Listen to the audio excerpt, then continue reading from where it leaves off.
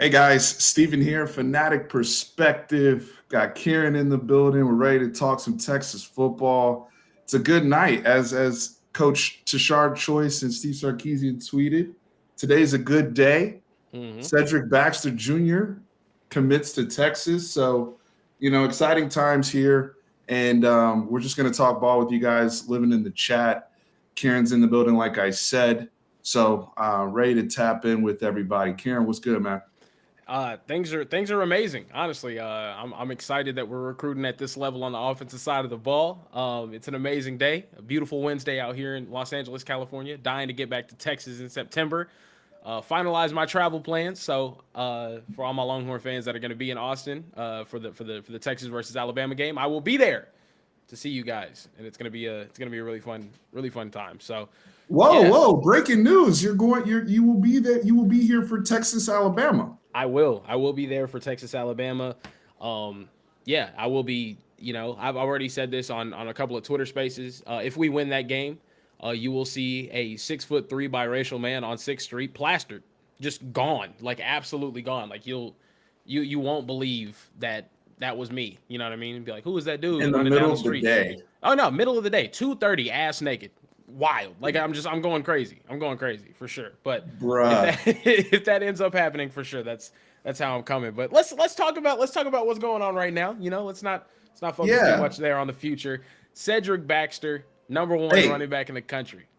1 second, because I want to go Mm-hmm. in there. I don't want to interrupt your flow, Mm-hmm. but I do got to give a shout out to the sponsor real quick. BOSR. Shout out to BOSR.com/fanatic, the official sportsbook, official sponsor of Fanatic Perspective. Hit that Sports 100 FP promo code. 24 hours. First 24 hours, you put your money down. 100% match on all initial deposits. Shout out to BOSR for sponsoring the video, taking care of us. I appreciate it. Karen, get back to the victory lap on Cedric Baxter Jr., please, sir. Man, we just landed one of the best running backs in the country, if not the best running back in the country. To hear what Tashard Choice has to say on the kid, I mean, it's awesome. I think he's very, very high on him. They've had He a said very some long. wild stuff on the kid, Hey, bro. okay, we're not gonna talk about that. All right, no, listen. He's very high. I'll say that much. I think the real reason why we're landing Cedric Baxter here, Tashard Choice has had a relationship with him for years now. He's one of his first big P5 offers. Dude, he's the real deal. Tashard Choice is very high on him, and honestly, I think he can't wait to develop this young man into a phenomenal NFL running back. So, goodness gracious, going into Florida, landing Peyton Kirkland, landing Cedric Baxter. Come on now, we're recruiting at a very high level on the offensive side of the ball, a very high level. For those who don't know, again, if you're tuning into the chat, hit that like button one time. Cedric Baxter Jr. will be a Texas Longhorn, and really one of the better hat ceremonies, commitment ceremonies that I've seen. I thought it was really, really dope, very personable. You can see clearly for everybody that saw it today. He's an incredible young man. I'm excited to have obviously the talent and he's probably the best runner in the. I know it's a big debate on who's the best runner this year. I Mm, think I think you're in the camp of Ruben Owens as a football player is a whole yes. another thing. There's Richard Young people out there. So there's a lot of, it's kind of a controversial year for running backs in terms of who's the number one guy, but they're all dogs, and we got one of Yeah. them. And to your point about Tashard Choice and Peyton Kirkland out of Florida, these regions are critical when we go to the SEC. We have to be able to go into Florida and get what we need. We have to be able to go into Louisiana and Georgia and that region of the country to have wins. And so when I was talking about, folks like Justice Finkley out of Alabama and some of the recent wins we've had, Bryant and some of the others, and now, picking that up in year two of this staff, Kyle Flood, what he's done with the offensive line. But Tashard Choice gives us credibility in that region. Yep. Hearing like you just highlighted the length of the relationship, that's an area he knows so well, and he's very, very well respected there. And you could hear the confidence in Cedric Baxter's voice about what he plans to do when he comes to Texas. I mean, it's very high expectations for that young man. Let me ask you this: as a football player, for those who maybe not have seen the huddle tape or haven't seen any of the highlight clips on 247 or any of the other platforms, who would you, we're all big on comps. What's your comp for Cedric Baxter Jr.? Ooh.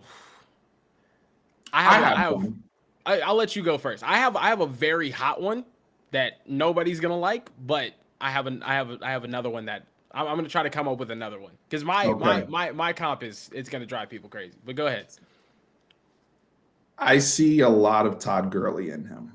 I see a lot of Todd Gurley in terms of, I mean, Todd Gurley was all world when he came to Georgia. The knee stuff that can happen to anybody. I'm not talking about injury aside. We're talking about the talent profile. Remember, Todd Gurley was still, I think, a top 10 pick when he went to the Rams, and while he was healthy in the NFL, was very, very top level. But in terms of his lean, his acceleration and the height, because he's one of those taller running backs, and it's funny because Ruben's kind of tall too. Yeah. But what I like about Cedric Baxter Jr. is when he cuts back into the open field, he can finish like big runs. Yeah, no, really he has long speed. Yeah, he has his elite long speed, and that's a great thing with Todd Gurley that you threw out there too. Man, I think I'm gonna save my big comp on him. Goodness gracious, I'm love seeing Eddie size. George. Somebody George said Melvin Gordon. Yeah, Melvin Gordon's a good one. Melvin Gordon's actually a really good one. And that's the thing. I think he's going to physically develop into a bigger back. I mean, like, I honestly could see him physically developing into a Jonathan Taylor type. To be honest with you, like a bigger. He can separate at the end of these runs, but yeah. Jonathan Taylor's the only thing with him is he's a little bit more compact. Yeah, exactly. That's the thing. He's not as. There's times where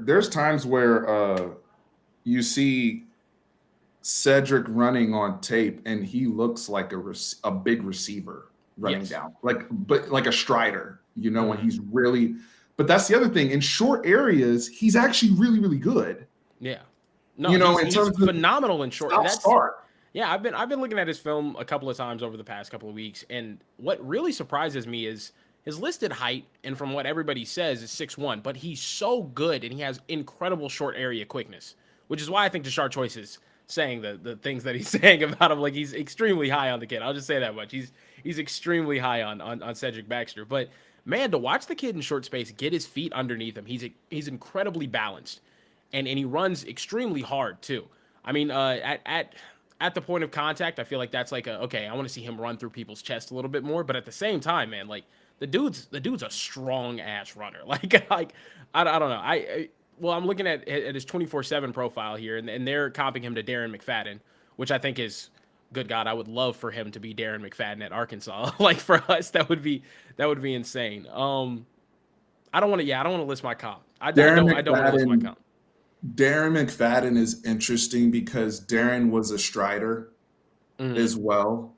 And y'all know what I mean by that. That Darren, like when they get out in the open field, they start, their legs are very long, opening up. They're covering a lot of ground. And Darren McFadden, there were so many, especially when they started doing some of their, I forgot what they called their package of Wildcat with him and Felix Jones and Peyton Hillis back in the day. But when he got in the open field, he was nuts. But Darren McFadden is obviously, I think he was second place Heisman like 2 years in a row or something like that. Crazy college career.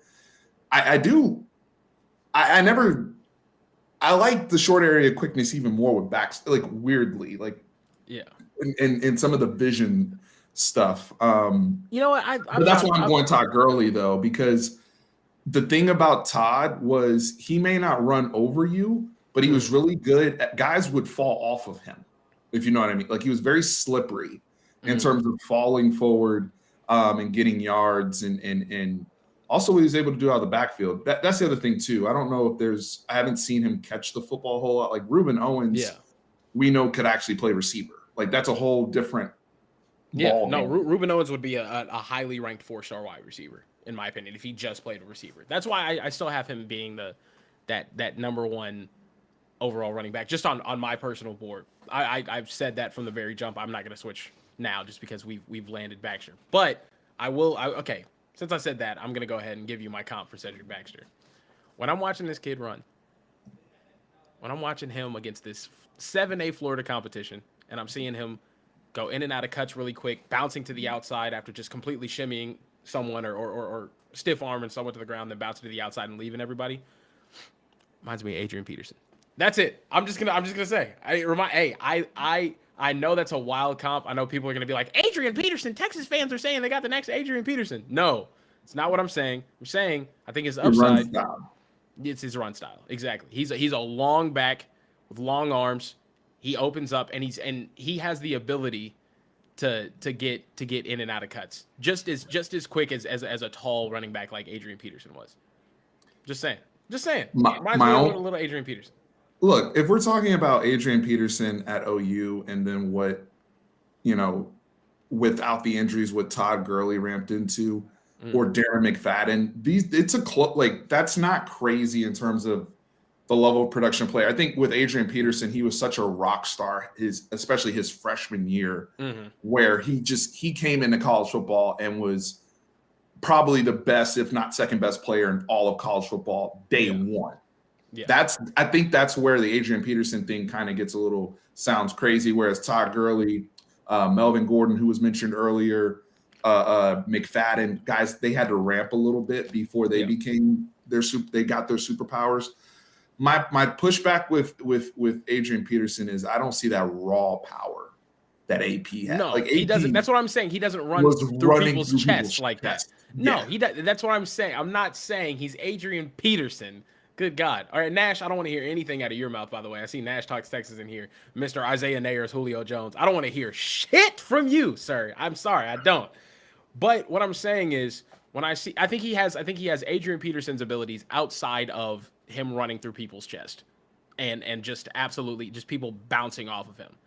Let's not forget, Adrian Peterson, man, was cooking people in, like, cutting them down, taking off. There's an argument Adrian Peterson's the most talented running back a lot of people have seen. Like, I don't know. It is what it is. But I think he's probably the most physically gifted 18-year-old runner I've ever seen. Adrian Peterson could have played in the NFL his freshman year easily. Yeah. So somebody said, 40 said Edge, which is crazy too, because Edge, pre-surgery, when he got on the Colts, people forget Edgar James led the NFL in rushing, I believe it's either his first year or his first and second season in the NFL before he had a knee injury, and he really became a completely different type of back. Yeah. But when he came out of Miami, he was like a high 4.3 guy that could run away from people. Very, very versatile. But these names you guys are throwing out, that's why we're so excited to have this conversation right now, and why it's such a big deal today. That's why there was so much buzz over, is he going to stay in the state of Miami, right? Or the state of Florida, excuse me. Miami's up there, Florida's up there. They throw in the UCF hat just for the homies over there, you know what I'm saying? To show them some love. But this is one of those guys who you look at college football runners and some of the special things they've done and some of the special runners we've had at Texas. Man, health. I hope this brother just stays healthy this year, and we can't wait to get him here at Texas. Yeah. I don't think he's Najee Harris, though. I'll be honest with you. He's tall, he's fast, but he's not Najee Harris is more of a technician at the running back position, if that makes sense. I don't know. Najee, no.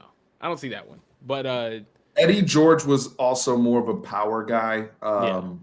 And Eddie George never really had, I mean, he could run away from people at Ohio State in college, don't get me twisted, but he was never a deep speed type guy. I'm more so talking about running, kind of breaking tackles and cutting outside than running over or really running through people. I'm gonna have to go back and watch more Edgerrin James tape, because if he's 6 foot with speed and feet like 40 acres was saying, I think it's a pretty good one. Good God, we got to stop doing this. Worthy, Devontae, Bijan, Najee, Nay, or Julio. What are we doing? What are we doing, man?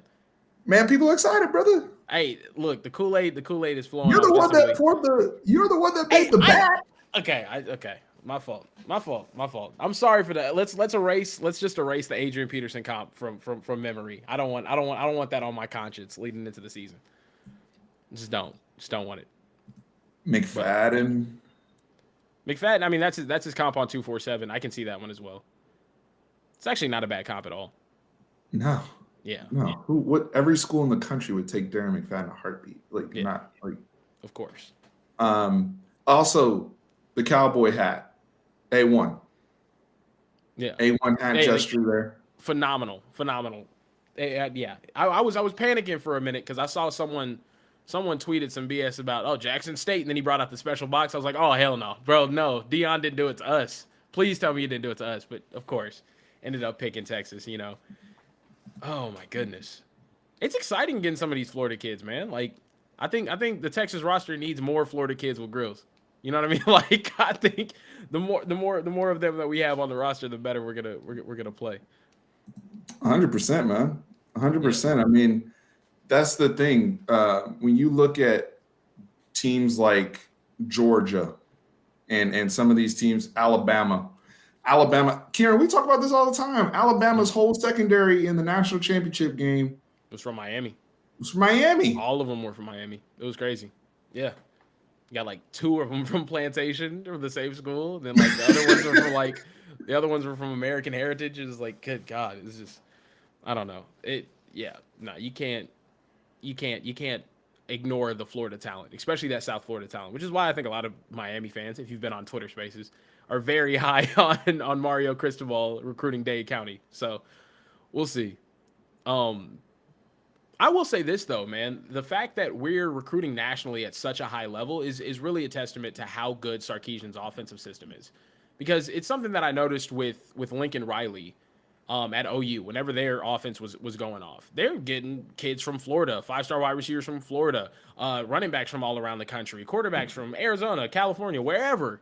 They were just getting the best in the country, and I think that's the same mentality that Sarkisian's taken here, because we have a great offense. We like it. I think Texas fans haven't had this sort of. I think we need to like really sit back and be like, oh, okay, this is dope. Like we're actually getting offensive talent that we haven't gotten previously. Now, and I'm not here to say like in the state of Texas there's not phenomenal offensive talent. Of course, we've seen that time and time again. But I think we're gonna stop missing on all of those guys, especially in state, the elite guys. Landing a Jonte Cook is amazing. Landing a all the offensive linemen that we landed this year. Now, are they the highest rated ever? No, but are they going to perform? And are they the players that Kyle Flood wants on campus? Yeah. And if you're questioning Kyle Flood's development too, on that note, look at the practice reports of how all these freshmen are showing up. Look at what people are saying about my boy Cam Williams. I had to bring up Dougaville one time, but yeah, like hey, it is what it is. He makes phenomenal evaluations. So we'll see. Let's also add to this, right? So from a talent evaluation standpoint, because I love the point you just made about the overall excitement and what type of offensive players are coming in here. I think the previous staffs, really over the last decade, we've had individual guys we're excited about. We've had, certain guys who were like, oh, this person reminds us of this person, or this person could develop into this person. And I think starting last year when Xavier Worthy came into this football program and did what he did with no spring, was for all intents and purposes at Michigan, right, for a week, and then was in the transfer portal, and he shows up last year and he's the goods.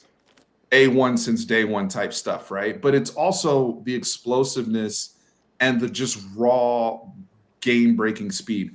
I've said this before on Twitter. I'm going to say it again. Texas has had playmakers over the last 10 years. Little Jordan Humphrey was a playmaker. Devin Duvernay was a playmaker. Colin Johnson when he was healthy and Sam was healthy. We've had people that are playmakers. Yeah. We have not had game breakers. And this staff is recruiting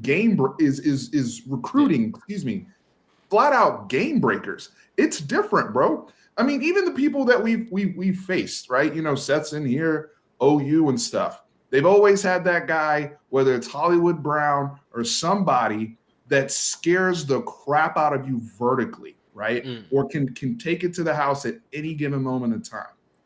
And now you're looking at these pieces. You're looking at what LSU did a few years ago and what those guys are doing in the NFL. You look at the raw speed that Sark had at Alabama, and all of those guys and where they've Worthy. It started with Worthy, in my opinion, with these, and so you're seeing it.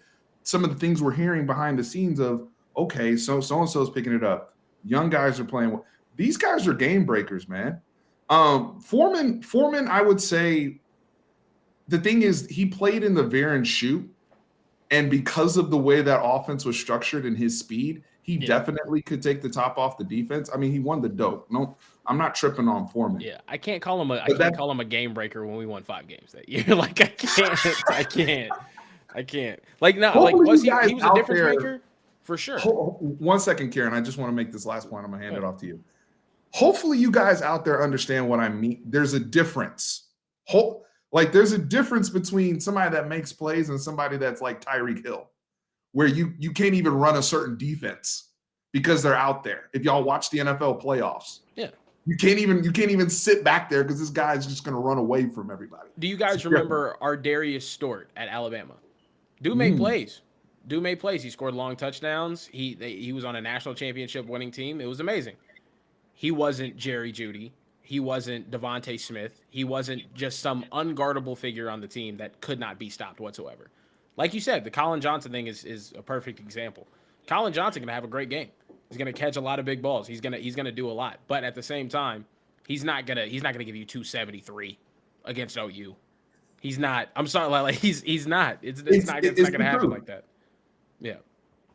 Yeah, I agree, and I think we are recruiting a whole group full of players just like that, to be honest with you. So I can't wait to see it. I can't wait to see all of these kids on the field at the same time. I think it's going to start this season too. I think you're going to see a completely different offense. We can go deep on that later, but I think what we're doing on the offensive side of the ball is special. It's really special, and I think you're going to see more and more of that. And the fact that we're recruiting at this high of a level, so exciting. So exciting. Yeah. And also it speaks to the reputation that Sark has across this country with these coaches, people that really understand scheme, people that have seen the product that he sent to the NFL and that he will send from Texas. Hopefully he's successful here and he can stay here, winning football games. But we know with just the few people we've already brought in under Sark and seeing them in his scheme, the production is there. The numbers are there, right? If Worthy just tracks like he is, I mean, that's the other thing too. Texas, passing wise, has really never, the most explosive we've ever been is under the Colt McCoy era. And we were a short to intermediate passing team that was extremely high percentage. We kind of leveraged air raid concepts. We spammed the hell out of Jordan Shipley and Quan Cosby and those guys, but they didn't even throw for 4,000 yards. I think the record at Texas is like 3,800 or something like that. It's 30. It might be, no, it's 34 touchdowns. Yeah, 3,800 is 3,800 yards, 34 touchdowns. 34 touchdowns. That's the highest a quarterback has highest. Played. Yeah. It's the highest level passing wise that a quarterback has ever played at UT. Wow. Think about that. Some of that stuff's about to get shattered. Hey Terrence, I'm still laughing. Sorry, I just wanted to point that out. I see a lot of comments about the current quarterback competition. I think it's funny, but yeah, I think we're about to see some very high level quarterback play, especially the next couple of years, and honestly, I think you're going to see a very balanced offensive system and getting the number one quarterback in the country and also one of the number one wide receivers in the country, number one running back in the country, time and time again. When's the last time we could say that we had any sort of thing close to that? We haven't. We were kicking and screaming, celebrating. We got the number one running back in the state of Texas, Keontae Ingram. You know, that was nice. That was a nice recruiting win. You know, but at the same time, when's the last time we could say we got a top wide receiver? When's the last time you could say we got a top quarterback even? You know, like that. Hell, this is the first time we're actually doing it in the recruiting cycle. We missed on Quinn. You know what I mean? Like, we'll see what happens, but I think it's a different day. A lot of, like, as Texas fans, we hear a lot we hear a lot about we hear a lot about how bad the last 10 years were and this and this and that and how we've always had recruits and recruits and recruits and recruits, yet we've never recruited at the level that we're doing right now. So, I just think that's funny. Terrence is going off when he. It's so funny. All right. Anyway, do you want to dive into this? I mean, we don't run from anything over here on this channel. No, we do. But I just want to make sure we finish our points because we're about to spend a lot of time on this. So I just want to make sure we finish our point on the offensive side because I mean, from a standpoint of in context of tonight, this is a very, very significant win in recruiting for Texas, for the player, for the type of kid you're bringing into your program. You guys heard his story tonight and why he committed today, and the regional win and what Tashard Choice is doing in that region. There are more kids there, right? Like they are not done in that region. Yeah. And they are sowing seed with 24. They are sowing seed with 25. So I think we do need to, if I'm going to talk about this season and what may or may not be, my message is consistent in terms of us enjoying the damn process. So yeah, tonight we're going to celebrate this kid coming in. Because I want to remember when we started ramping and what that was like. That's when you appreciate what got built.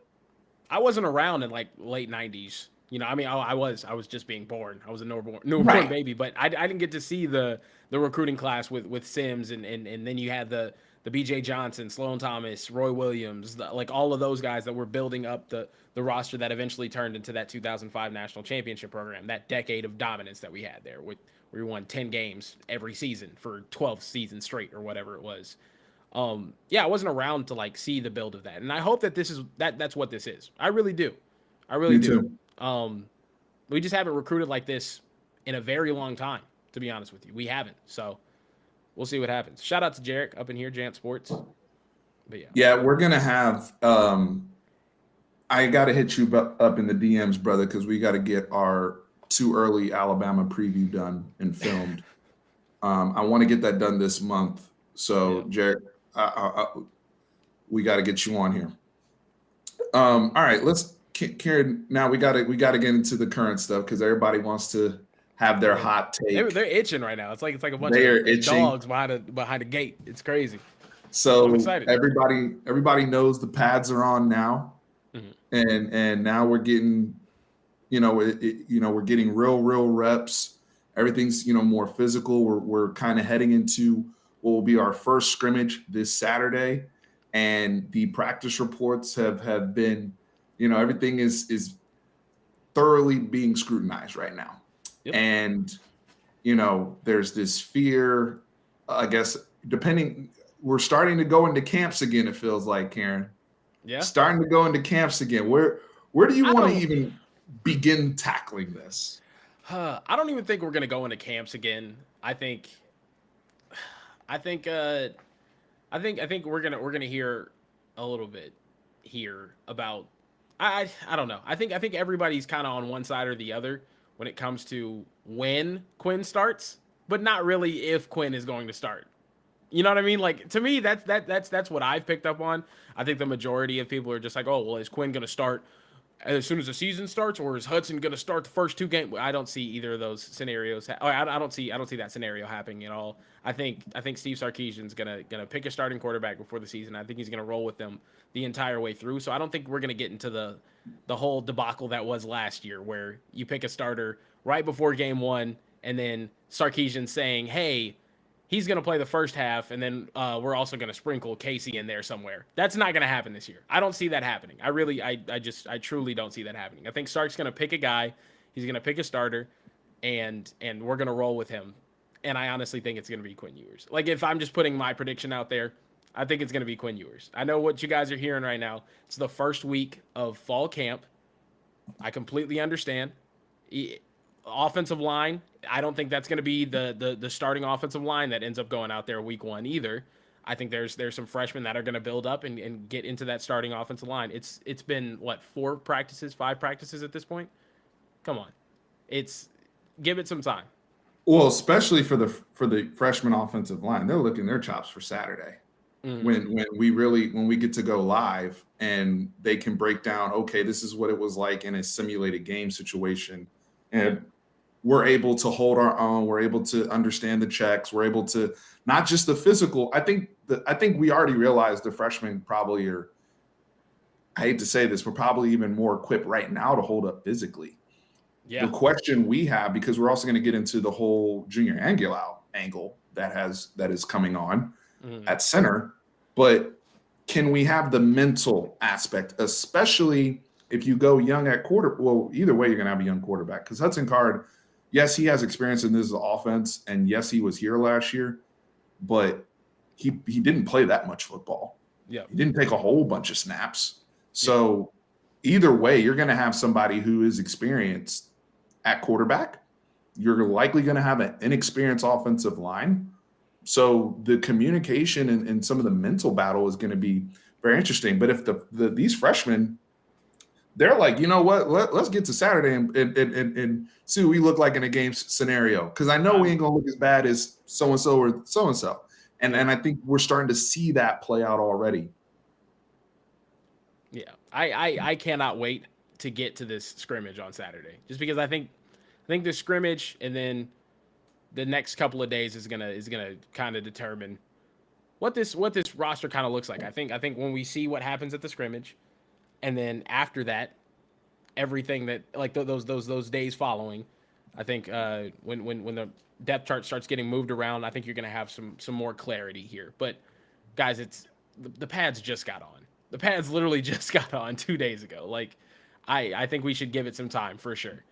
Let's see how people react in a game type situation. Right. And here's the thing.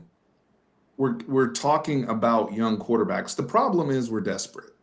Yeah. Let's be clear. We're desperate. We're coming off a 5-7 year last year. We're tired of losing, and we have these names, and they're big names, and people who have a lot of potential, people who have been lauded in recruiting. But football, the rules still apply, right? And you know, the more common thing or rule with young quarterbacks is they're going to be up and down early. I keep going back to CJ Stroud last year, who was a redshirt freshman. He was up and down, up and down, up and down. Now they actually kind of solidified him early, and he just took all the reps, which is, I'm also with you in terms of, I personally would like to see Quinn Ewers named the starting quarterback because of his strengths. Please listen to what I'm saying here, because I'm going to articulate this right now. I would like to see Quinn Ewers named the starting quarterback for his accuracy on the deep ball, leveraging play action, his familiarity with the RPO game. I think he's a better RPO quarterback than Hudson Card. That is something that he nailed at South Lake Carroll. And growing into that, I think you have to begin your present with him now. Your future is your present type of situation. Hudson Card got his opportunity last year. Yeah, and if Hudson Card is not separating himself, then it's for what this team is going to need, because we're gonna get to the defense. My biggest thing is this: we're going to need to score points. Yes, and I got to understand, what am I going to have to live with? At this point, I'm willing to live with the turnovers, especially if they're turnovers where he is trying to push the ball vertically and push the ball downfield. He is going to throw picks. He's also going to hold the ball. I'm talking about Quinn. He's going to hold the ball, trying to take the post instead of the dig sometimes, and he might get strip sacked. There's going to be turnovers. There's going to be mess. But he also gives me the best chance to put points on the board that I don't think I have the margin for yet on defense to cover. Yeah. So I need somebody that can push the ball down the field. And I texted you this. So you know where I'm at. If I had a Surfer Boys in here, if I had a situation like y'all had last year, Surfer Boy at Georgia, where if I'm Kirby Smart, I'm like, my defense is going to win the game. I just need you to go out there and give me 24 points. Yeah. Don't turn the ball over, win time of possession, and just manage the offense. Then, yeah, I'm going to go with the more experienced conservative quarterback. But what does your football team need and how are you built? And right now, Texas, we are top heavy on offense in terms Very of the top heavy. talent. Yeah. So I rather go with the growing pains. If he might have a game where he throws 3 or 4 picks. Yeah. We're gonna have to live with it. But I can't have the thing I had last year where the guy's reluctant to even pull the trigger and try Worthy one-on-one or try to give Nair a 50-50 ball. Now, if Hudson Card is showing the ability to pull the trigger consistently and push the ball downfield. It's not just pulling the trigger consistently. We've seen him struggle to pull the trigger consistently, not under duress. My problem is when the lights come on, when the pressure starts hitting in the game type situations, we've seen him get not just flustered, but outperformed. Not just by, I mean, we saw it. We've heard about it in the spring at scrimmages. We've heard about it. Not even heard about it. We saw it last season. Time and time again. Like, to me, it's not, this whole quarterback competition is more about Sarkisian's trust than anything. Does he trust a young quarterback that's going to go out there and make mistakes more to run his offense than and more experienced quarterback that's shown time and time again he's going to get flustered and not be able to run the offense to its full capability? That's my thing. Do you want to live with the mistakes now and hopefully down the road get a whole lot better? Or do you want to ride with someone that's shown, hey, sometimes they might have it, sometimes they might just be completely off? That, like, and honestly, you can't trust, in my opinion, just in my personal opinion, how based off of last season, what film has been shown that'll give Steve Sarkisian the comfortability, like the trust to say, okay, I know I can throw Hudson Card out there in a game time situation and trust him to run my offense to its full capability. There hasn't been. Especially with a young offensive line, especially with when pressure is going to be coming at you. I mean, good God. Like, it's tough. Now, is he developing? I'm sure he is. I'm sure he's a better quarterback today than he was last year. I saw improvement from him in the spring game. Exactly. What happens there were moments. Yeah. There were moments where there were moments with Hudson Card where he was more decisive. When he sees it and he rips the football, he's normally very accurate and he has a very good arm. He's talented. He has talent. The problem is, if you're not confident as a quarterback, that's a non-starter for me. Like, we can't work it. Like, at least with Casey Thompson, regardless of Casey's physical abilities, regardless of his thumb, whether when it was healthy, when it wasn't, Casey's reads sometimes his checks were off, all that. Casey Thompson was acting like a starting quarterback. That confidence matters. If he had a deep post, whether he was going to hit it or not, he was throwing it. There was no hesitation. And that's important to maximize what we're doing offensively. Yeah. And so Hudson Card, I mean, here's the thing. I do need him to develop, especially right now in the context of this year, because he is going to be the quarterback to start the season. That's important. I just talked about Quinn Ewers holding the ball potentially to try to generate big plays, which a lot of big arm guys do. That makes you more susceptible to injury, does it not? Especially behind this offensive line, whoever's out there, you could be up right away. We got down to QB3 last year. Yep. So I need Hudson Card to be good. This is not about, it's just more so, where am I pitching my tent to build and where are we going from and what can I live with? I don't want to feel the same way I did last year with Card trotting out there again. And I felt his fear. It's not even just, it's a confidence thing too, man. Like, dude, you throw that kid out there, he goes out there against Alabama, starts struggling again. I saw this comment a little bit earlier. What does it do to that kid if you throw him out there again, you start him again for the second straight year, and then you have to bench him in favor of another quarterback 2 games in because he's just that bad? Now, fool me once, shame on me. Fool me twice, shame on you. Yeah. How? That, like, you're taking that risk by starting Hudson Card. That's just my honest opinion. You're taking that risk by doing that. I get it. I get the development. I get all of that. But in my opinion, Quinn Ewers would not be here if Steve Sarkisian was completely confident that Hudson Card could be a starting quarterback for the Texas Longhorns next season. Great point. Quinn Ewers would not be here. Straight up. Justin Yarbrough, thank you for the super chat. The gamer thing is, right now, I definitely think we've seen Quinn at least in high school's high school, right?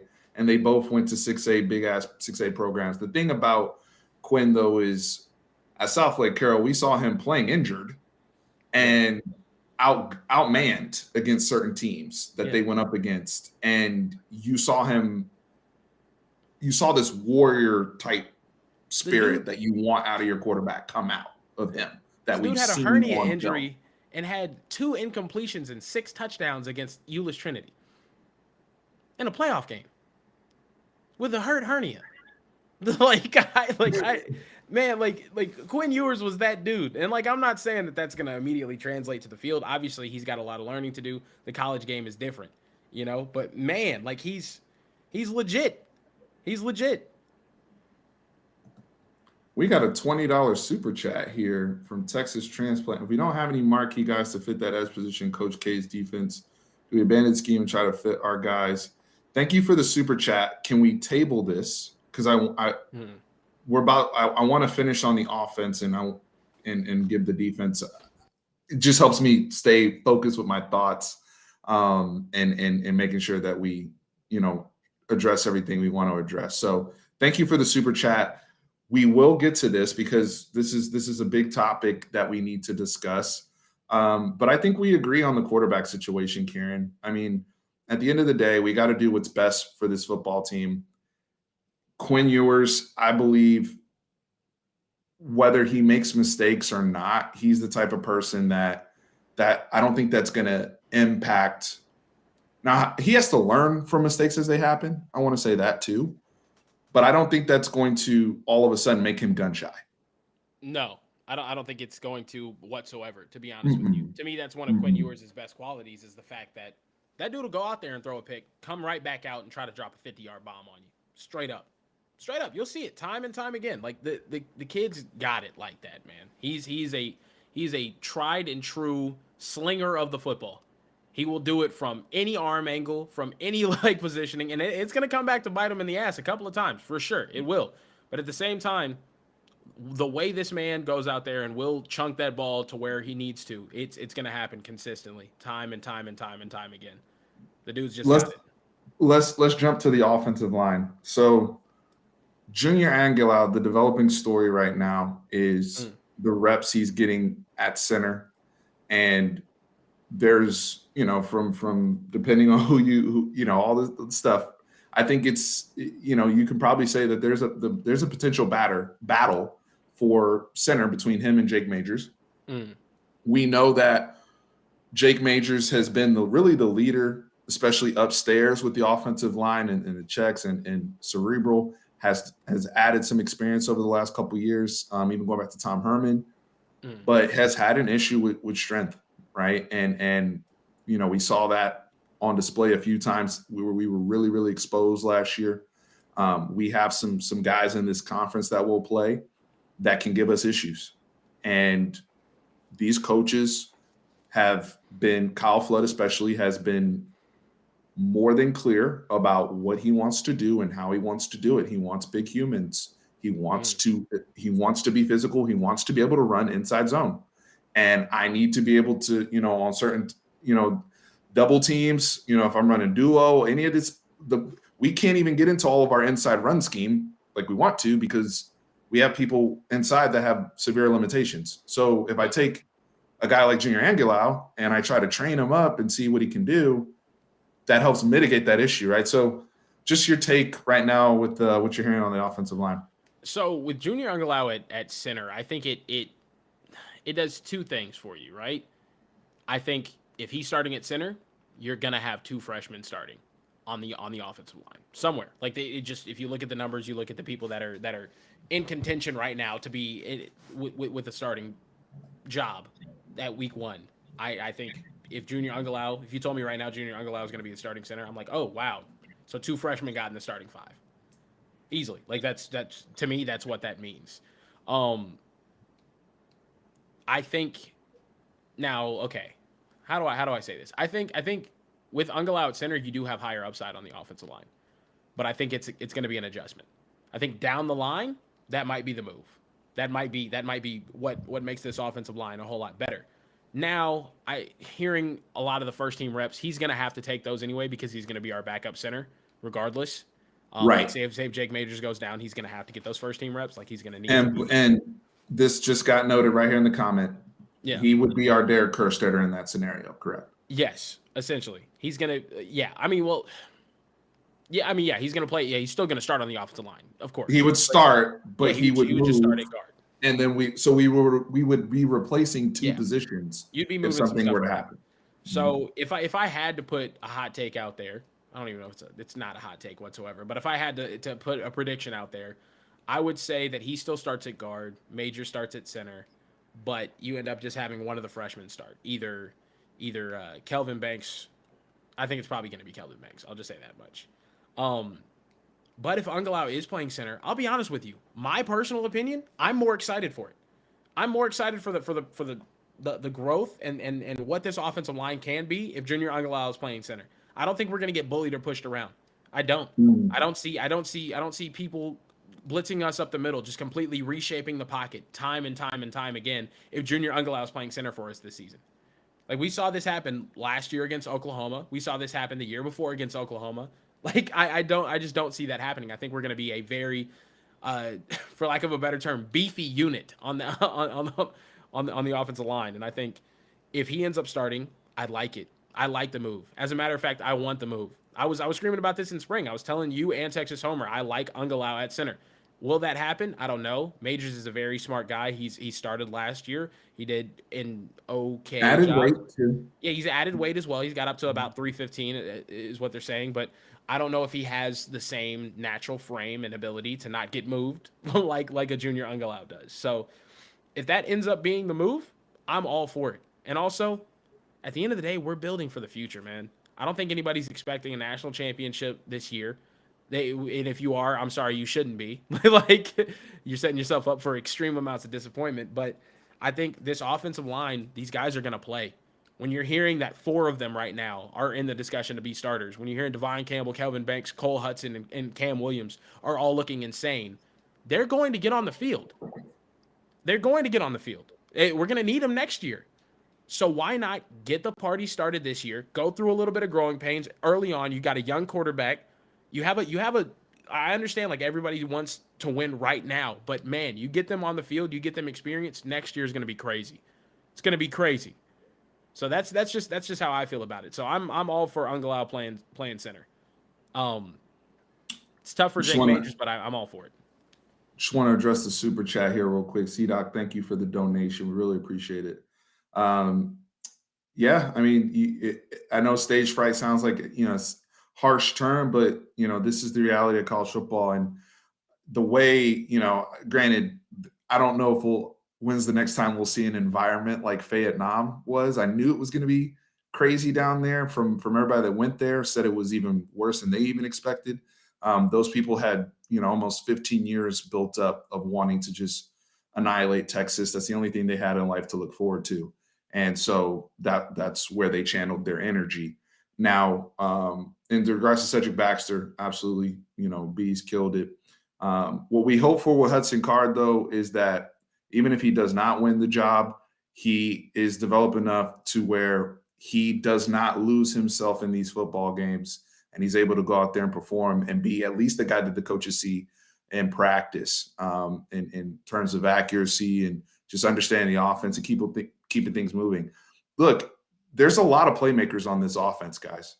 And so even if it's you become just the guy that's a distributor, but you're still decisive, you're able to hit guys, guys like Ajayi Hall on crosses, getting the ball to them quick. You're able to hit your bubbles accurately where guys can turn upfield, quick slants, just even if you're just feeding people. And sometimes you don't hit on all your shots.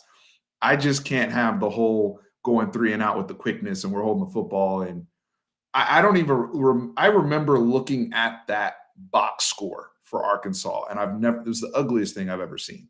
Now, moving forward,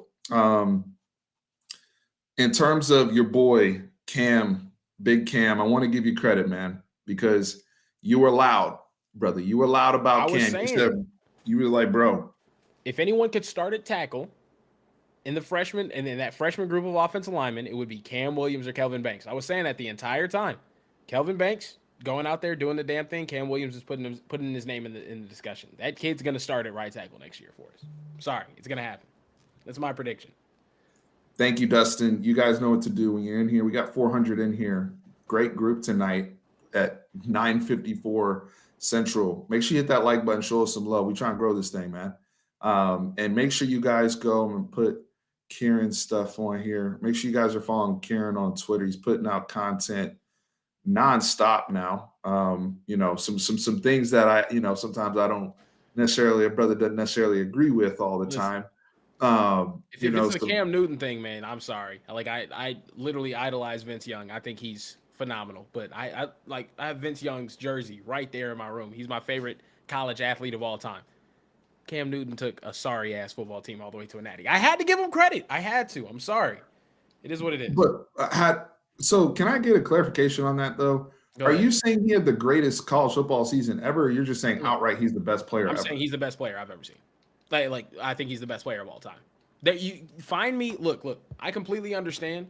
If you want to argue, first of all, I don't want to hear a damn Tim Tebow argument at all from anyone in here. Tim Tebow is one of the most overrated players. Well, I'll go into that later. Anyway, I just wanted to say Cam Newton took an offense with Ontario McCaleb and Michael Dyer. Michael Dyer, very gifted running back. Sure.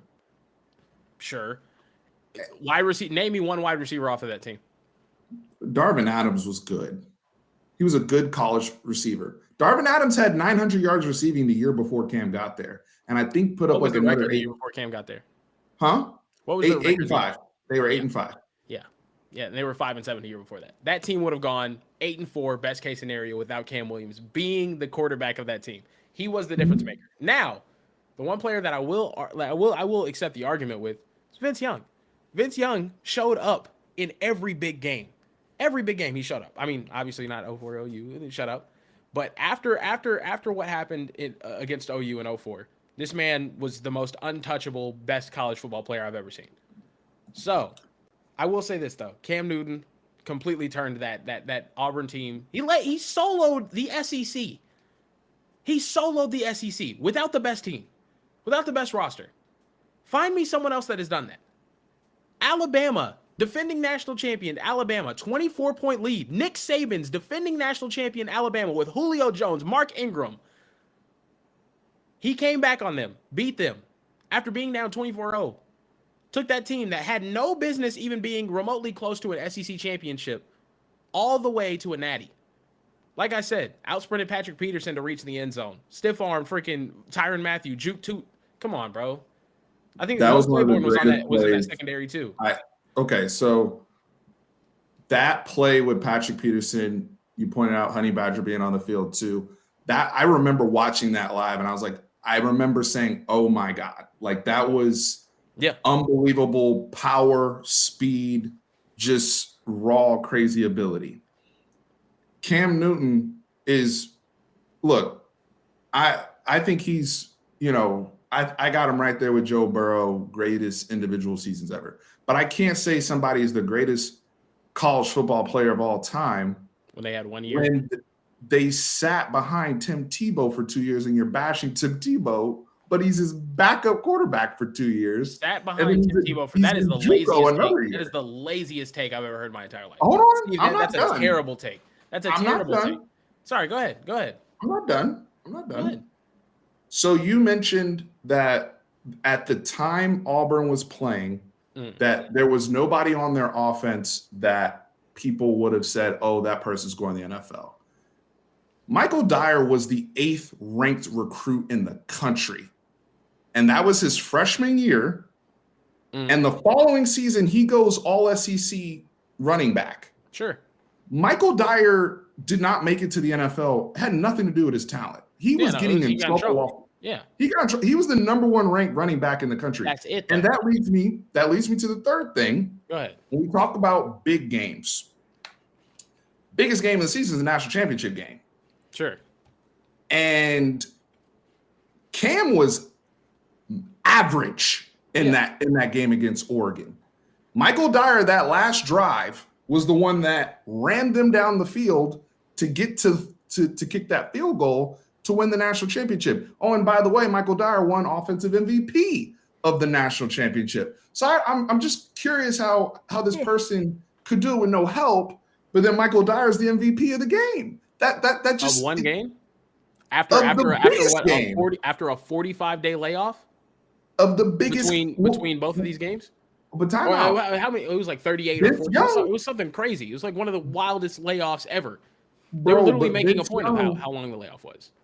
over multiple seasons. Vince Young over multiple seasons, all of those big spots played his absolute best football.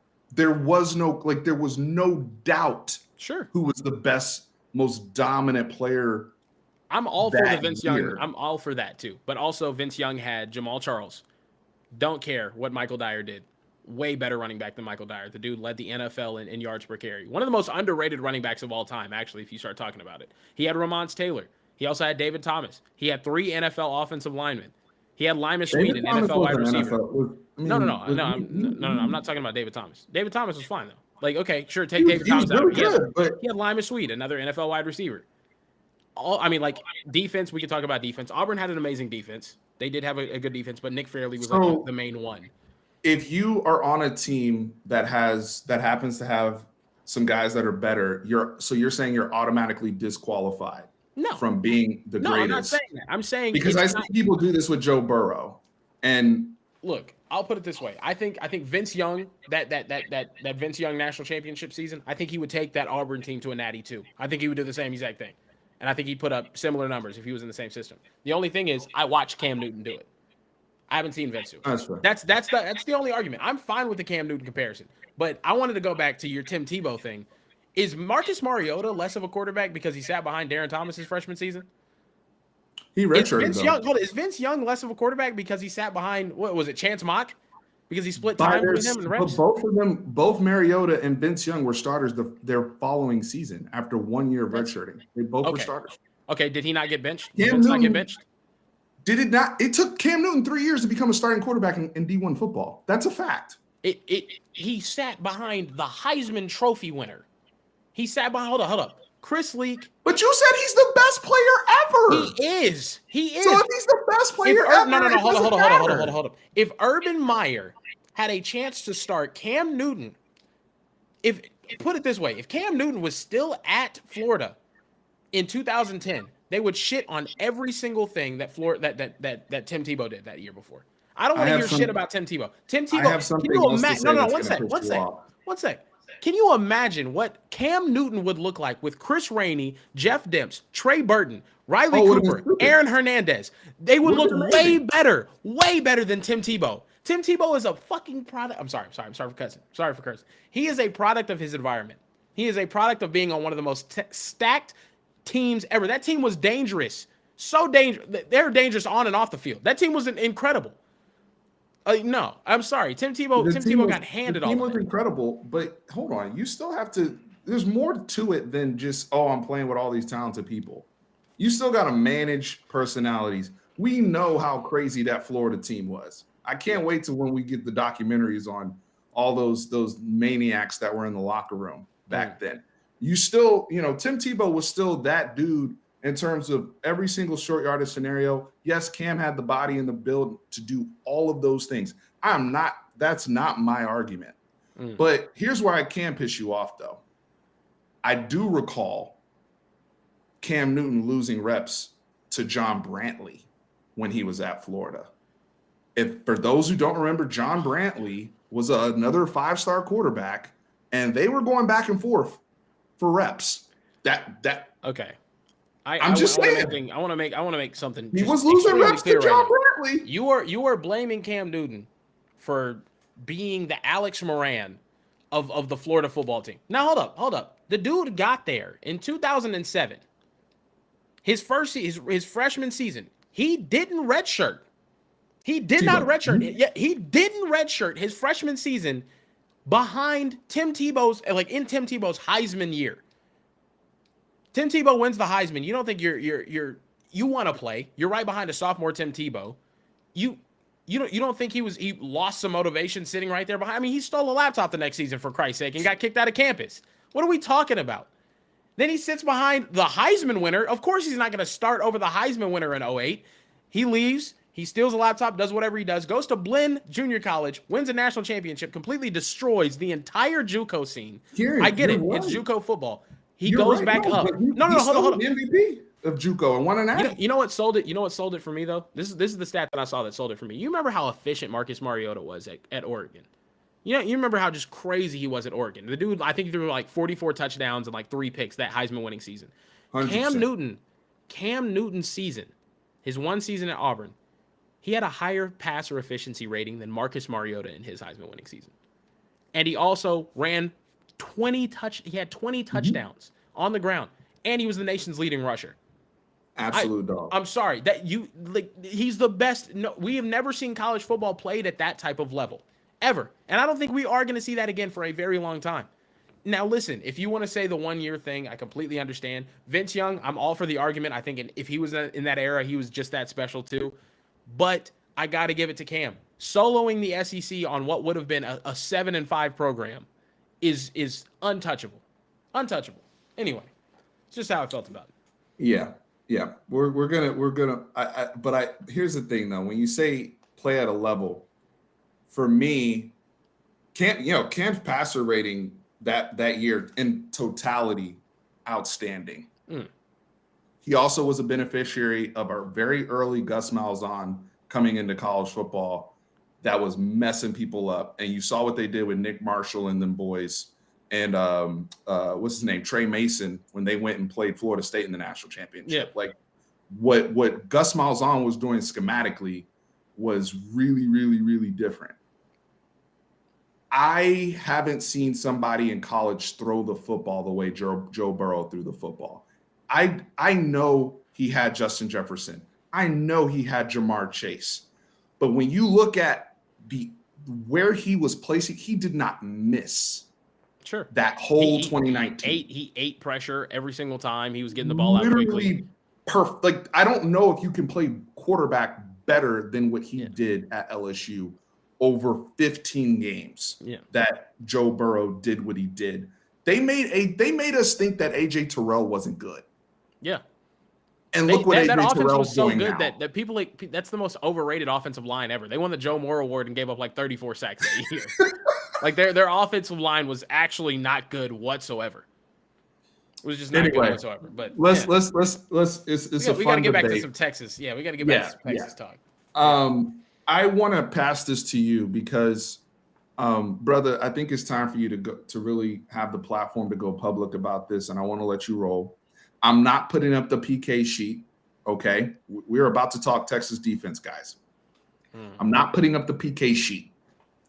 However, Kieran, as much as we debate about, where people stand historically, that's our fun stuff. But when it comes to analysis, especially real time, this is where we're at. Kieran, you've done the deep dive on PK, just where things have been coming out of the Pac-12. Yeah. And some things you've noticed trend-wise that give you, concerns. I want you to kind of go into what you studied, how you studied it, and kind of where you're getting to your conclusion.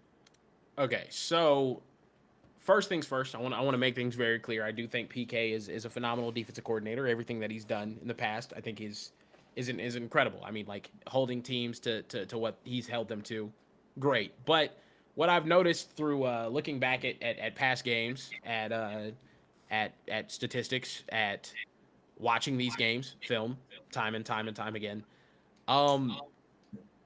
what PK's rush defense was last year is not.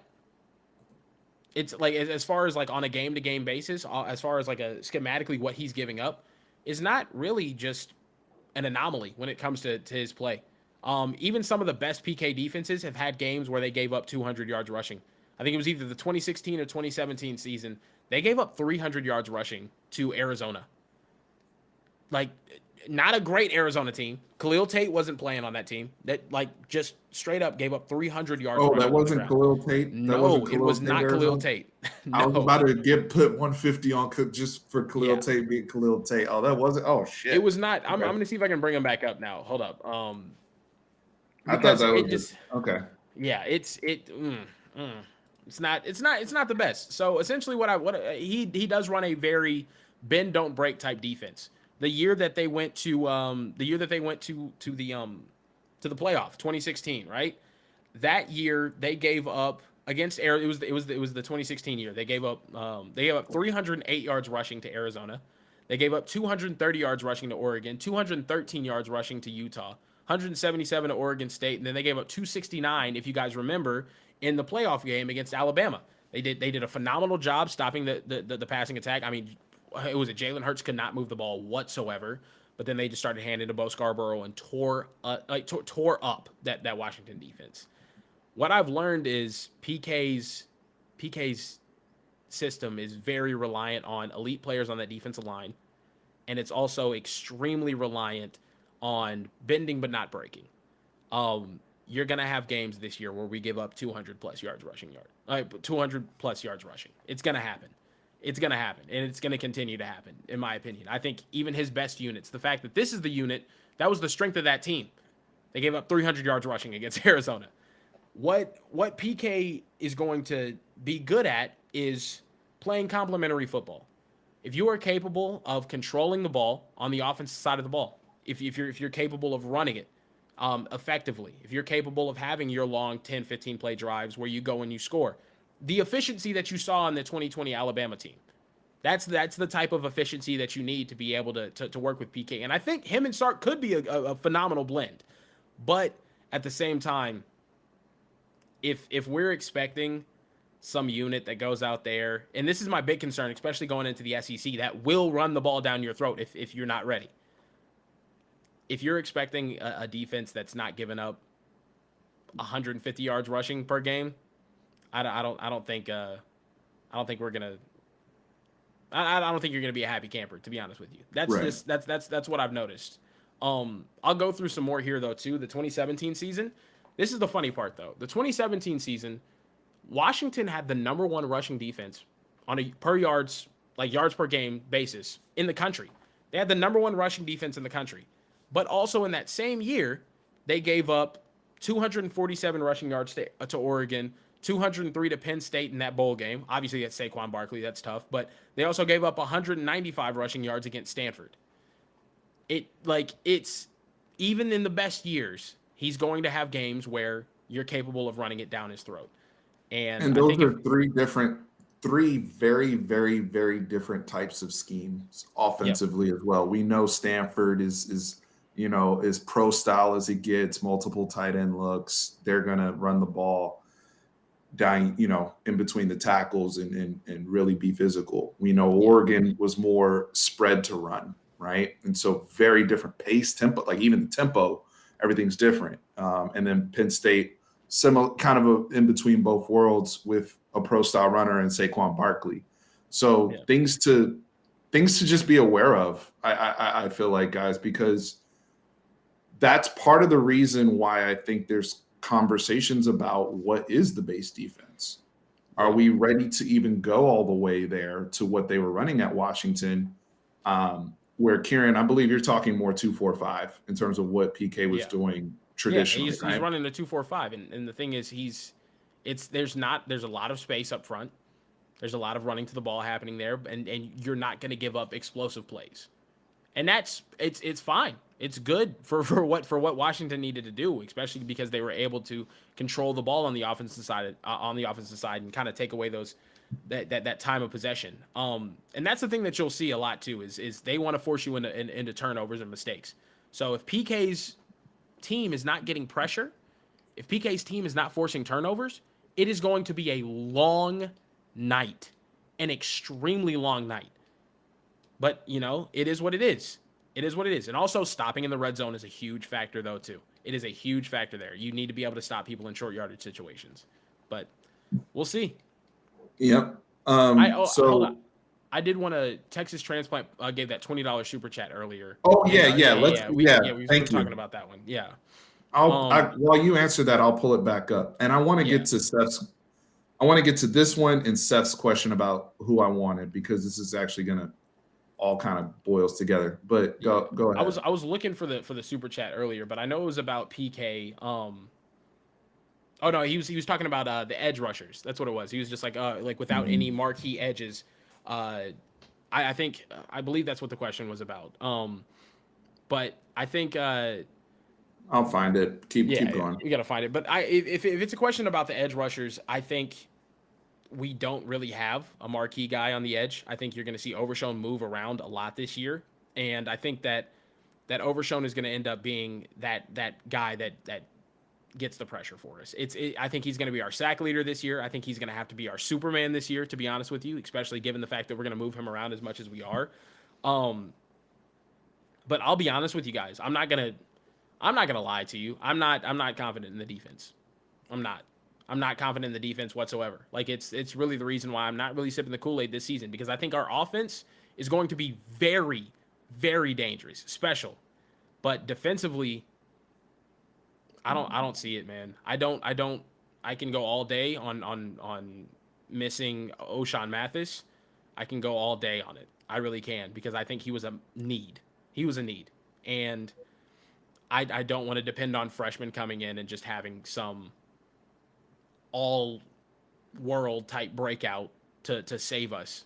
I don't see us playing well in the front seven. My uncertainty with the defense, and I hope you guys heard my answer earlier, factors into why I'm picking the quarterback the way I'm picking it. Yeah. That that, You that got to score points. you got to score points, Yeah. and so that's why I feel as though this defensive unit, we're halfway through camp, and yeah, you guys can tell me, we can talk about like quote unquote depth chart, right? We still don't really know what that alignment's going to look like. Like, I've never come into a season so unclear on what the defense is even going to resemble or look like.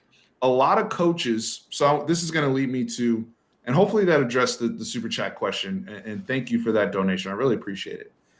But this goes to what Seth just asked, about who did we want, or I want. Everybody got a different answer. But Yeah. for people following the channel, Tran and I originally wanted Barry Odom after I think he got let go of Missouri or whatever. Yeah. And he's now, he actually went. I wanted Barry Odom when we actually hired Chris Ash, when we had Tom Yeah. Herman. That's when I wanted Barry Odom.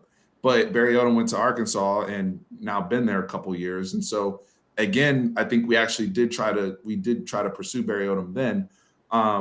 But the other person that came up, and this is the other name that was just mentioned earlier by Isaiah, was Dan Quinn. Because Dan Quinn, obviously Steve Sarkisian worked for Dan Quinn How to love to have on the Dan Atlanta Quinn. Falcons, and Dan Quinn ends up going to the Dallas Cowboys. So I got Dan Quinn just with my pro team, not my college team. The thing about those two in particular, more so with Dan Quinn, is this whole thing of, I think they're the best coordinators, or some of the best coordinators, when you have mismatched parts, and we need to be multiple. Everybody talks about being multiple, but damn it, sometimes that's really bad, because you can't do anything well. Yeah. I can't stop the run. I can't rush the passer. I don't force fumbles. Yeah. I can't get turnovers. We're just running a lot of shit, right? Like it's You're throwing scheme, shit at a wall. but we're throwing stuff at a wall. Yeah. That's not multiple to me. No. Like what the Cowboys did last year, when you think of Dallas running a base 3 safety look with J-Ron Curse, which is what Barry Odom's doing at Arkansas, by the way. But a lot of these coaches are going more to the 3 safety thing. And then the creativity on, granted an injury occurred with DeMarcus Lawrence, but when they moved Micah Parsons into that pass rusher role and allowed him to be a one gap hunt guy, which is something I hope that they take away tip wise for DeMarvion Overshown, just to at least be that same type of disruptive force off the edge that we are seeking. That's where I'm like, okay, we can start mixing pieces together a little bit better. And I have my guys on the interior in terms of that rotation that can take care of me against the run to where I'm not getting killed. Yeah. But this whole idea and concept of multiple, like one of the things that I really grew to like Chris Ash was, yeah, we were pretty simple. 4 down quarters. We were running quarters the whole game, but we were playing fast. We were good at getting to the quarterback with Joseph Osai and causing pressure. And there were things. You did a decent enough job in the run. You did a decent. It was decent enough against the run, and they always seemed to be coming downhill, but especially by the end of the 2020 season. Now it's like, oh, we didn't get all of the pieces we need, so now we're gonna run a mix of 3-3-5 here, but our coordinator is base 2-4-5. But Gary Patterson used to coach 4-2-5 with man principles with his safeties. Like, you guys hear all these things we're mixing together? Yeah. That's where the uncertainty comes in. The only way you defeat that is if you have 1 or 2 players at multiple levels that are just awesome. Yeah. In my opinion. That's the only way we're going to turn this around. Like, DeMarvion Overshown that's why I put him on the thumbnail. I'm not saying he needs to be nobody's going to be Micah Parsons or anything like that. But he needs to be one of these hybrid defenders where you're like, wow, I don't know if he's dropping in coverage or he's coming, but he's effective wherever he's going. That's what I need. Yeah, I think when you have the talent that we have coming back defensively, especially on the front seven, I think you needed to upgrade in a couple of those spots, man. I really do. I really do. Now, granted, I think the linebackers, from everything that we're hearing, are actually developing well, and we're going to have a different type of look this year. I think Jalen Ford coming on and solidifying his spot. I think if there's one surefire starter on the defensive side of the ball where it's like, okay, you know for sure he's going to be there, other than DeMarvion Overshown and like Ryan Watts, I'd say it's Jalen Ford, because that's how good he's apparently been looking. But man, I just think, like you said though, I don't even really know. I as far as Seth's question earlier, he was talking about who you wanted like on the defensive side of the ball. I don't think anyone was really upset whenever we got PK. I think I just looked deeper into it and saw what type of stuff he was actually running. And does that mean that it's wrong? No, it doesn't. It can work. Us being multiple can work. As a matter of fact, I think I was talking to Hudson about this the other day. I think being multiple is really a strong suit of yours. Now, granted, you see it work both ways in the NFL. You saw the 49ers make it all the way to the Super Bowl running that cover 3 time and time again, and they mastered it. Nobody could figure it out. They had Richard Sherman out there locking people up, well, not locking people up, but talking like he was locking people up. No, I know exactly what you mean. Dropping in coverage, yeah. But also, I mean, you see Dan Quinn's multiplicity. You see that. You see what the Patriots do. The Patriots are very like opponent by opponent type, you know what I mean? Like they'll go out there and run some shit you've never seen before. They'll bench their best corner to try to mess you up, breaking tendency. I think being multiple needs to come with the game plan. It doesn't need to be like, oh, like I think you need your base. I really do. I think you need something that you're solid at, but also I think you need to be able to game plan for your strengths. And maybe that's what they're doing. They're preparing to game plan on a week-to-week basis based off of what people are doing. Because now I think the Big 12 is going to be more multiple this year. You're going to see the air raid come back. Zach Kitley is up there at Texas Tech. They're going to be throwing the ball 50 times a game. Graham Harrell is out at West Virginia. They're going to be throwing the ball 30, 40 times a game. These are true air raid guys. Exactly, true air raid guys. They're like it's coming back into the and the Bryles Baylor stuff with Veer and Shoot was going to Norman. Exactly. Yeah, exactly. You're going to see Jeff Lebby doing all of that. I don't know. I think being multiple is a strength, but at the end of the day, it needs to come with some sort of nuance, with some sort of plan. There needs to be something there, and we'll see.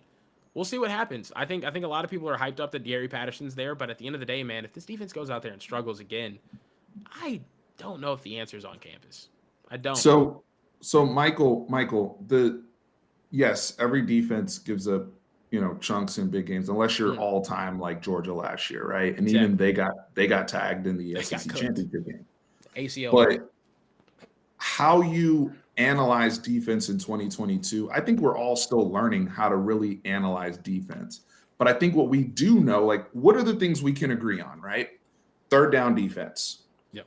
red zone defense, my efficiency against the run. Am I generating turnovers, right? Am I, from a standpoint of those are some of the metrics we can right off the bat. Just even if I look at the stat sheet, it's like, oh man, I gave up a bunch of yards, but I held the opponent to field goals in the red area.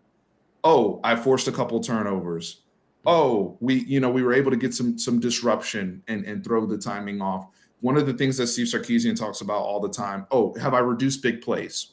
How many plays? 20 plus yard plays that I allowed. Things of that sort. Steve Sarkisian talks about it's really hard to string together, 10, 12 play drives as an offense, especially in college, without somebody screwing up or just some sort of mistake happening or a penalty. It's very difficult. So all of those things factor into defense in 2022. You're not going to see the numbers like we saw from the Steelers and Ravens in the 2000s, guys. Like that era of football is gone. The rules aren't even set up that way anymore. So like we gotta. That's not what we're talking about. But I think what we're more so talking about is, hey, we're getting gashed, but we're getting turnovers. We're an opportunistic defense. We're able to set some traps at certain points of the game and pick off a Spencer Sanders the same way that they set a trap for Casey Thompson. Were we not moving the ball up and down against Oklahoma State? And then at certain points, Jim Knowles would set a trap because Jim Knowles has all this shit moving around and pre-snap, and we were rolling. And Casey threw that slant so confident, but they set a trap, and it's a pick six. Yep. You see what I'm saying? Yeah. So they gave up the yards, but situationally they were on point. 2-minute drill before the half. TCU last year, even though we won the game, I can't have them go 99 yards at the end of the game. Right? Like that game shouldn't have been the way it was, if you think about it. And we won that game. That's something that a Texas defense hasn't had in forever. Probably since the 2017 season is difference-making moments. When I think of like defense with difference-making moments. Like Baylor, Big 12 championship. We're not going to let Oklahoma State get past this line. We're not. Oklahoma State against us. Pick six. Guess what? We're also going to give you hell the entire second half. Oklahoma, they were not going to bend over. They started giving us trouble, like an extreme amount of trouble on the front seven. They started getting torched. They're like, okay, bet we're going to get back to that quarterback every single chance we got. That's what good teams have. Good teams have offenses that make some difference, that have some difference making moments, and they have defenses that have some difference making moments. And it's great. We just haven't had that. We have not had that in a long time. Sorry.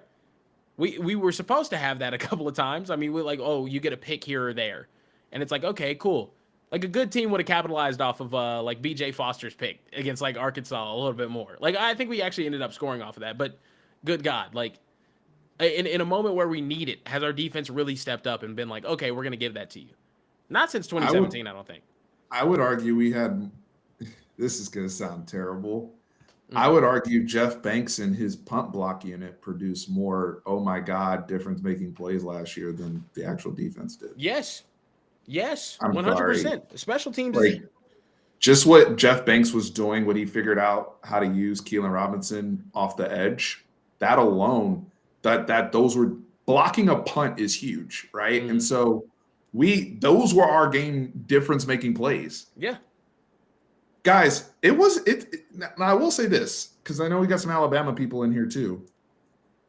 I'm old enough to remember, I think, Kieran, this was like 2017, 2018, wasn't that long ago. I remember when Alabama had that crazy-ass run where they had, I think it was 14 or 15 straight games. Where they had a non-offensive touchdown. What had a non-offensive touchdown?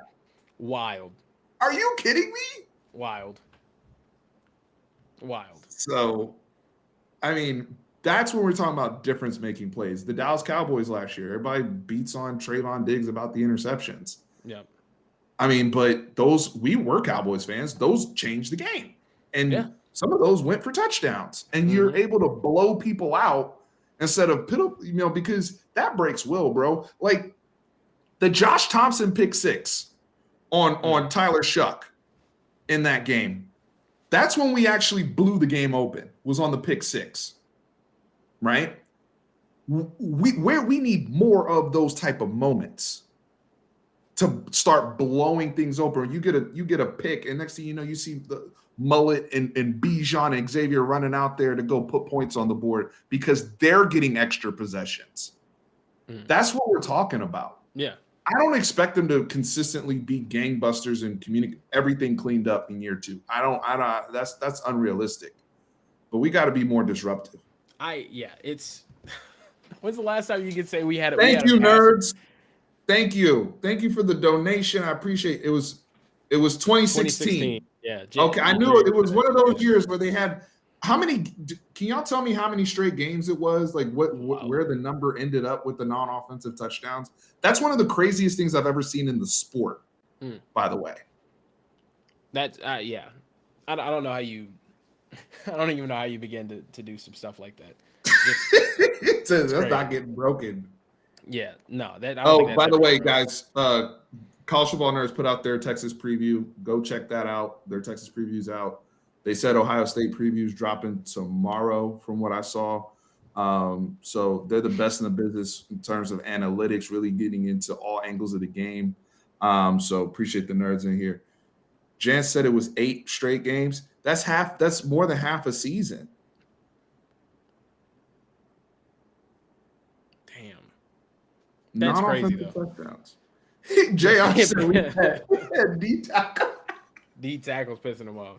I see a comment from Jesse Oman. Why can't we get Jim Leonard? Because he went to Wisconsin. He went there. He loves that school.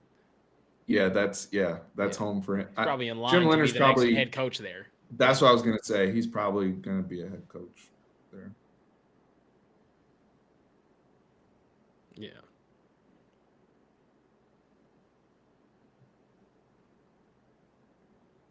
Yeah, no, I don't know, man. We just haven't had that sort of I don't know what we needed defensively. See Sean ask a question here. What would Ash have done with the 2021 defensive players? So if Ash would have stayed, you would have had a different roster. To be honest with you, that's one thing that people don't talk about. You would have had your leading tackler back, Jawan Mitchell. You would have had Marquez Bimage stay. You would have had you would have had a different roster on campus, and also you'd probably still be running Moro Jomo and maybe a Bimage on the other side of the edge. I think they'd be a better unit against the run. They could probably be a better unit overall. Like, we did lose some solid players, but I think on the back end, we'd be giving up a shit ton of yards passing. I'll be honest with you. But yeah. I think Collins would have probably, because we also have to assume that Oscar Giles probably would have stayed. Like, who else is staying in this scenario? The other coaches, right?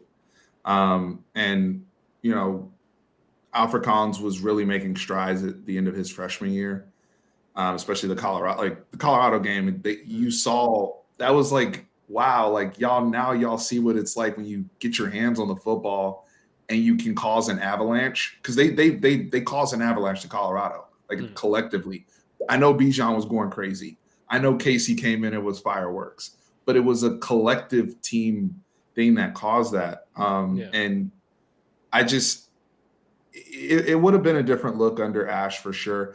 I think one of the biggest people where it's a big what if is Chris Adamora.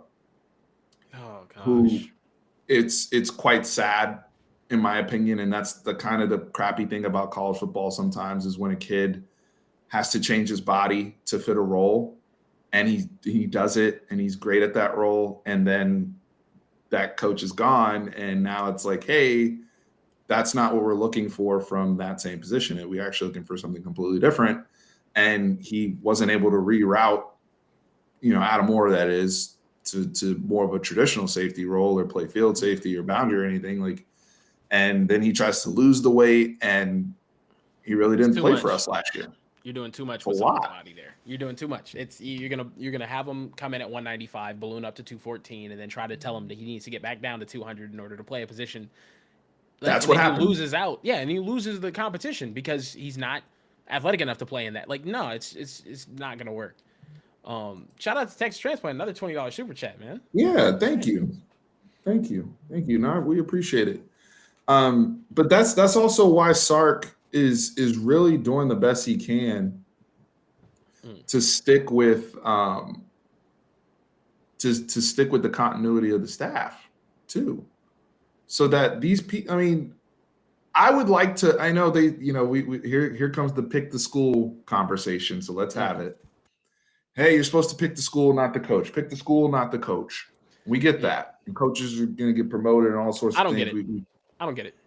I don't get it. But come on now, you're going there to play for that position coach. You're going there to play. Look at Cedric Baxter today. Yeah. Who was the first name that came out of his mouth? Yeah. It was Tashard Choice. Yep. Okay. You're playing for the coach, man. I'm sorry. There's no secret. Sorry. If Tashard Choice is not at Texas, I don't even know if we make the top 5 for Cedric Baxter. No. Maybe because of Arch, but I don't know. If Steve Sarkisian is not here, you don't get Xavier Worthy. Straight up. Right. One of the best players on the team, you don't get him. And I understand, oh my God. No, they're gonna come in the comments. You gotta pick the school, not the coach. I completely disagree. What is your goal? Is your goal to go to the NFL? Is it like you're on a scholarship playing college football at a big time Division I program? If that's the level of recruit that you are, I'm picking the coach. I'm following the coach. I want the coach that's going to develop me. I want a coach that's going to even if it's my son, I want my kid to go to a good school. No, listen, 100%. I get it. I completely get it. I want it to be a good school. Sure. But also, if my goal is if his goal is to develop into an NFL player, I want him to go play for a coach that's going to be able to do that. What are we talking about? I don't know. Yeah, Gray man. No, we're gonna get to camp talk here. Actually, thank you for the super chat, Mike Gusnell. You're always one of the loyal folks. And this is actually a camp talk question, right? Because two of the names that Steve Sarkisian said he needs more from, and he would like to see more from, were Alfred Collins and T'Vondre Sweat. And I've been saying this: rent is due, guys. Like, Byron Murphy's gonna play. So that's one person who, like, when I start thinking about like the offensive line, for example, Kieran, I was early enough. I felt like, when I heard enough things about Hayden Connor, it was like, all right, Hayden Connor is going to be penciled in. I just don't know where he is, but he's one of the 5. Byron Murphy is one of the, whether you're running 3 down, 4, whatever you're doing, to me, he's in that group or that primary rotation, if you will. Yeah. The rest of these guys, it's, to me, when I'm reading between the lines and when I'm trying to, kind of transcribe from the coach and transcribe from practice reports, it sounds like they're still doing the whole, he had a good practice today, and the next practice, where is he? They're tired of that. I don't know what else to say. Is this about Collins and Sweat? Yeah. I'm sorry to everyone. I'm not going to lie to you guys. I don't think Alfred Collins is going to be that guy. I don't think you're ever going to see him turn into that number one. I mean, like the first round draft pick type potential that they have. I don't see that happening. I don't. I just, honestly, I think Alfred Collins is still going to be rotational this year. It's not going to happen.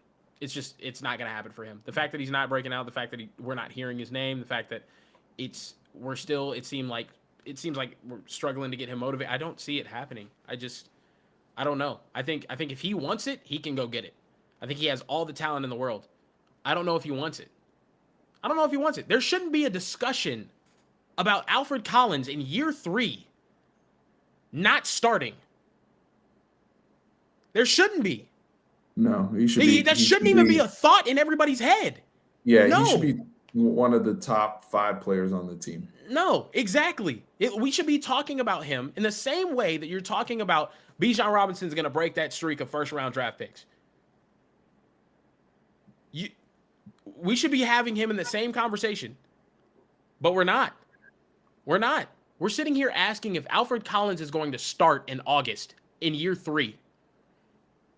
It's not going to happen. It's not going to happen. I just don't see it happening. I'm sorry. where I'm at on that is I want to I want it for him so bad. Can't want it more than him. Yeah, and I don't know. I don't know what it is. I think that's where I'm getting frustrated because like that to me, it just speaks to some of the crap we've seen in Texas where it's just like, oh, the guy doesn't want it, or this guy doesn't want it, blah, blah, blah. And it's just like, man, that sucks, man. Like, that's a guy that we went all out recruiting wise, and those are supposed to be, and we saw it early. I think that's the other thing that's frustrating is we saw the upside early. And even last year in flashes, like, I'm sorry, but he had, granted, we only had 2 sacks from a slew of different people, but there's moments like the OU game where he just completely destroys the left tackle and gets a sack, and it's like, that's the guy. Yeah. I want more of that. Yeah. And here's the thing: we're holding him accountable based upon his talent level. You're holding him to a higher standard. That shouldn't be. I'm holding him to a higher standard. It's the same thing I said about Jatavion Sanders when we were talking earlier this year. I was saying there's no reason why Jatavion. I don't care how good Gunnar Helm is coming on. I don't care how much he's developed. I don't care about any of that. There's no reason why he should not be the first tight end on the field every single play next season. And guess what? What did he do? He came into the spring, took a workmanlike attitude, went out there, won that shit. It's over. I'm sorry. I think Jatavion Sanders is going to be the number one. You're hearing phenomenal things about Jatavion Sanders. Because he has the talent, and now he's put in the work, and now he's going to go out there and perform because he's talented like that, because he has that natural ability. It's the same thing with Alfred Collins. We shouldn't be having this conversation. We shouldn't be. We shouldn't. Regardless of scheme. Regardless of scheme. It doesn't matter. If he's playing 3, if he's playing 1, if he's playing 5 tech, he should be on the field if he's that good. 4-eye, I don't care. Doesn't matter. We're not sitting here asking Christian Jones, who's my comp for him physically in the NFL. Chris Jones. Not Christian Jones. Chris Jones from Chris Jones Chiefs. from Kansas City. Yeah, from the Kansas City Chiefs. That's my comp for him. You telling me Chris Jones in college wasn't going to play anywhere on that defensive line over everybody else? That's how talented he is. It shouldn't be a question. We shouldn't be having this discussion. So, to be honest with you, Steven, I'm done answering it. He hasn't done it until he shows us on the field. I don't see the point in answering the question anymore. He's not done it. I'm not fully gonna write anybody off though until we see him under the light. If he wants it, he'll get it. Yeah, that's where I'm at. Yeah. I gotta see it.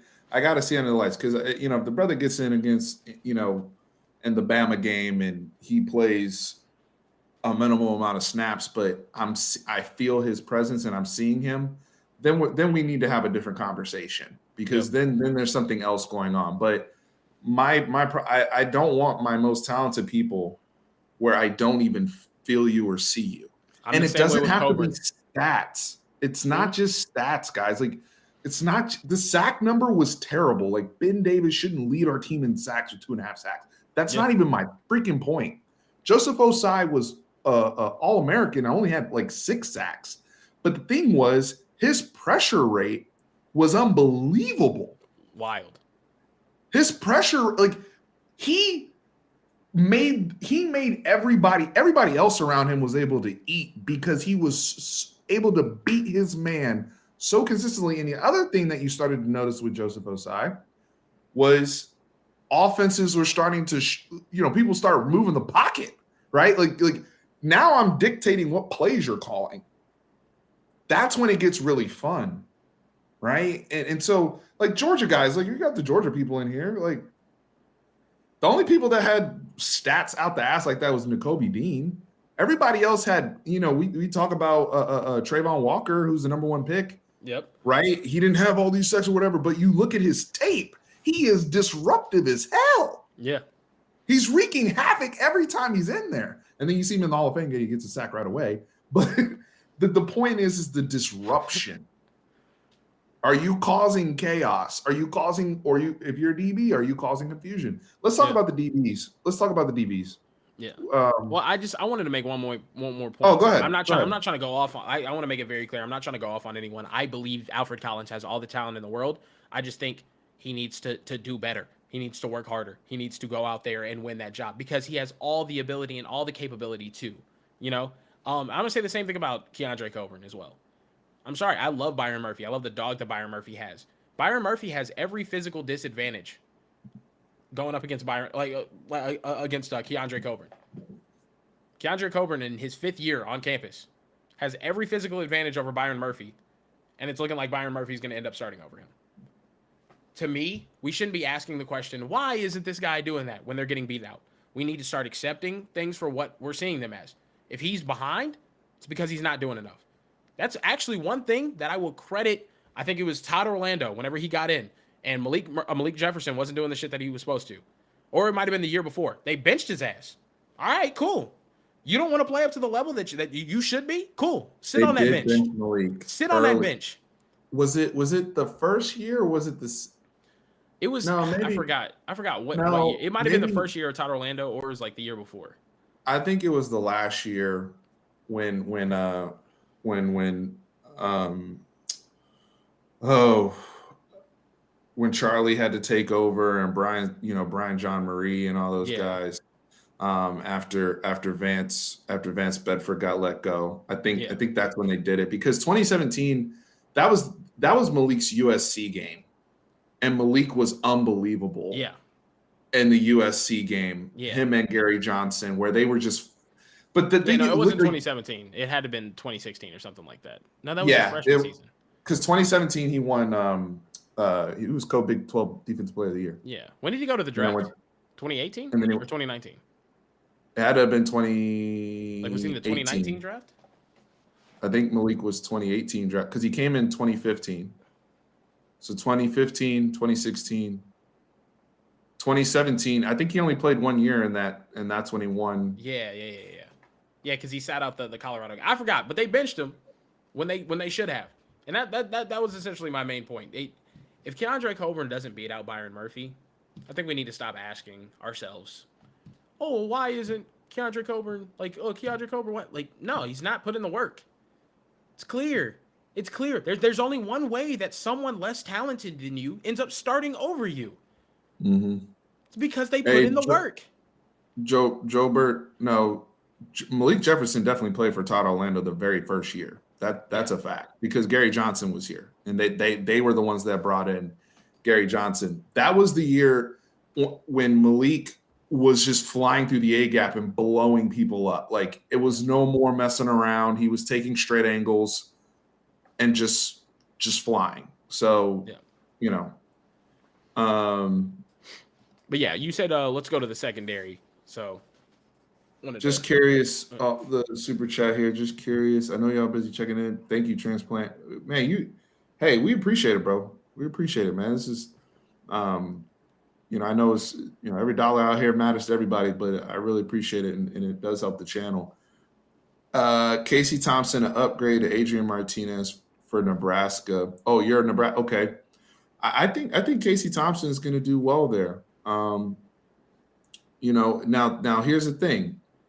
He's going to have some crap moments. He's going to put the ball in harm's way sometimes over the middle a little bit.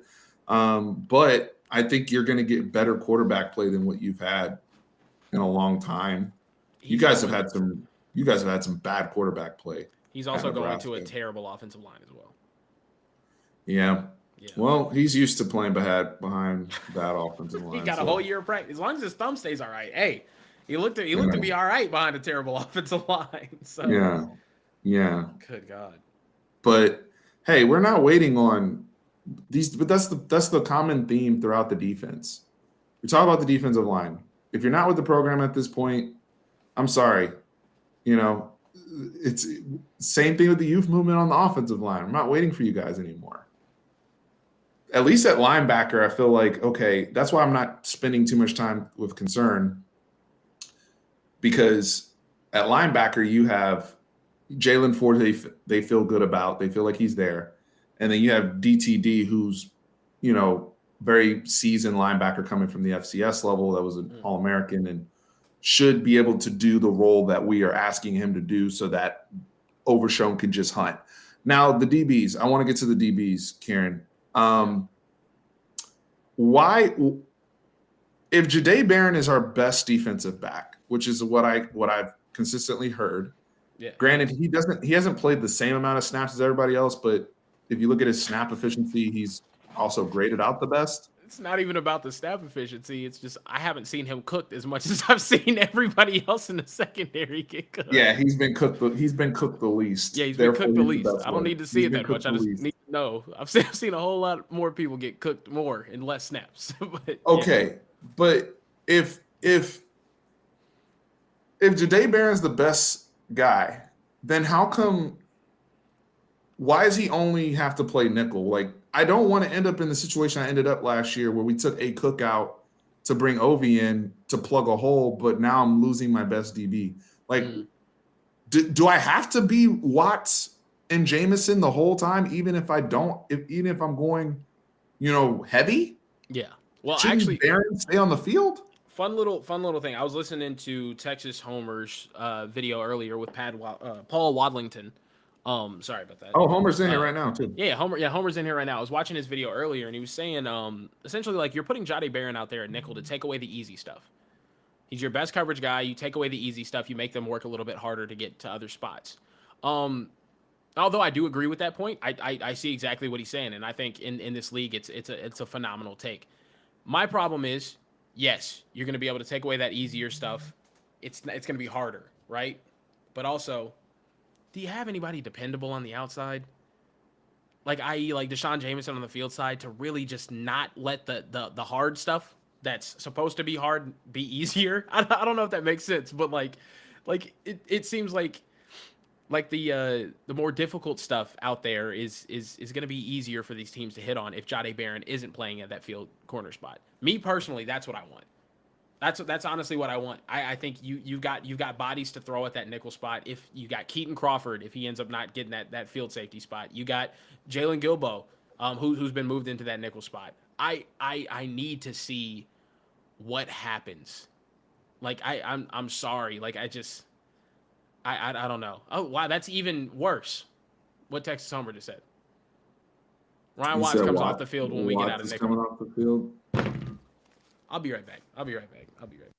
No, you're good. So while Kieran's, I'm gonna just talk to you guys in the chat. So I think that's another concern I have while we're talking DBs is I don't like the inconsistencies I've heard with the safeties. I thought we would be a little bit more nailed down there by this point coming off the spring. And I know Keaton and Anthony Cook. Anthony Cook's played everywhere at this point, which is tough. I mean, at this point, I just need them to be better in space and wrap up and tackle. And when they have an opportunity to make plays or get their hands on the football, we got to make them. But I don't think they're going to be. I don't see them at the point where it's like they're like the Baylor guys with like Jalen Petrie and those guys are just flying around like maniacs. I don't see that. Are you ready? Yeah, no, no, that was like I got pissed off hearing that Ryan Watts is stepping off of the field in favor of Deshaun Jameson. And Gotcha. Hey, man, I respect that. You had to go and just. I had to breathe. I had to breathe before I screamed obscenities. To be honest with you, I don't like that. I don't like the personnel choices that the defensive staff has made in the secondary, even dating back to last year. I don't. But I trust Gary Patterson's plan. Maybe. I don't know how much influence he has on all of this, but at the same time, man, like, what we're hearing is not good about the DB room. It's just we're not. It's tough too, because I think this year he's not going to call a game plan that protects everybody, right? It's what Rob Abers loves saying. Rob Abers says that PK last year tried to call a game plan that protected everybody, and everybody ended up just getting exposed. This year, I think these corners are going to be put on an island. Sarkisian wants guys that are going to play up close to the line of scrimmage, who are going to try to bump people off. And I don't know if we have the players capable of doing it. I'm sorry, I just don't. But hey, you know what though? That's also coaching though. Like you have to be at a point now. If I'm PK, I've got to figure out how to scheme up some pressure, and at least, you know, we might get burnt. I'm not saying go full like my man from the movie The Professional, where he was where the FBI agent. If you guys have ever seen that with Natalie Portman and John Reno, but Gary Oldman goes, how many should we bring? Everyone. Like that was Todd Orlando. I'm not saying we got to go full blown TO, but I'm gonna have to take more upon myself as a coach to really try to play chess, because I'm with you. I can't just sit back. I can't play 8 yards of cushion. We're in bail technique before the ball is snapped, and we're just giving people rhythm completions.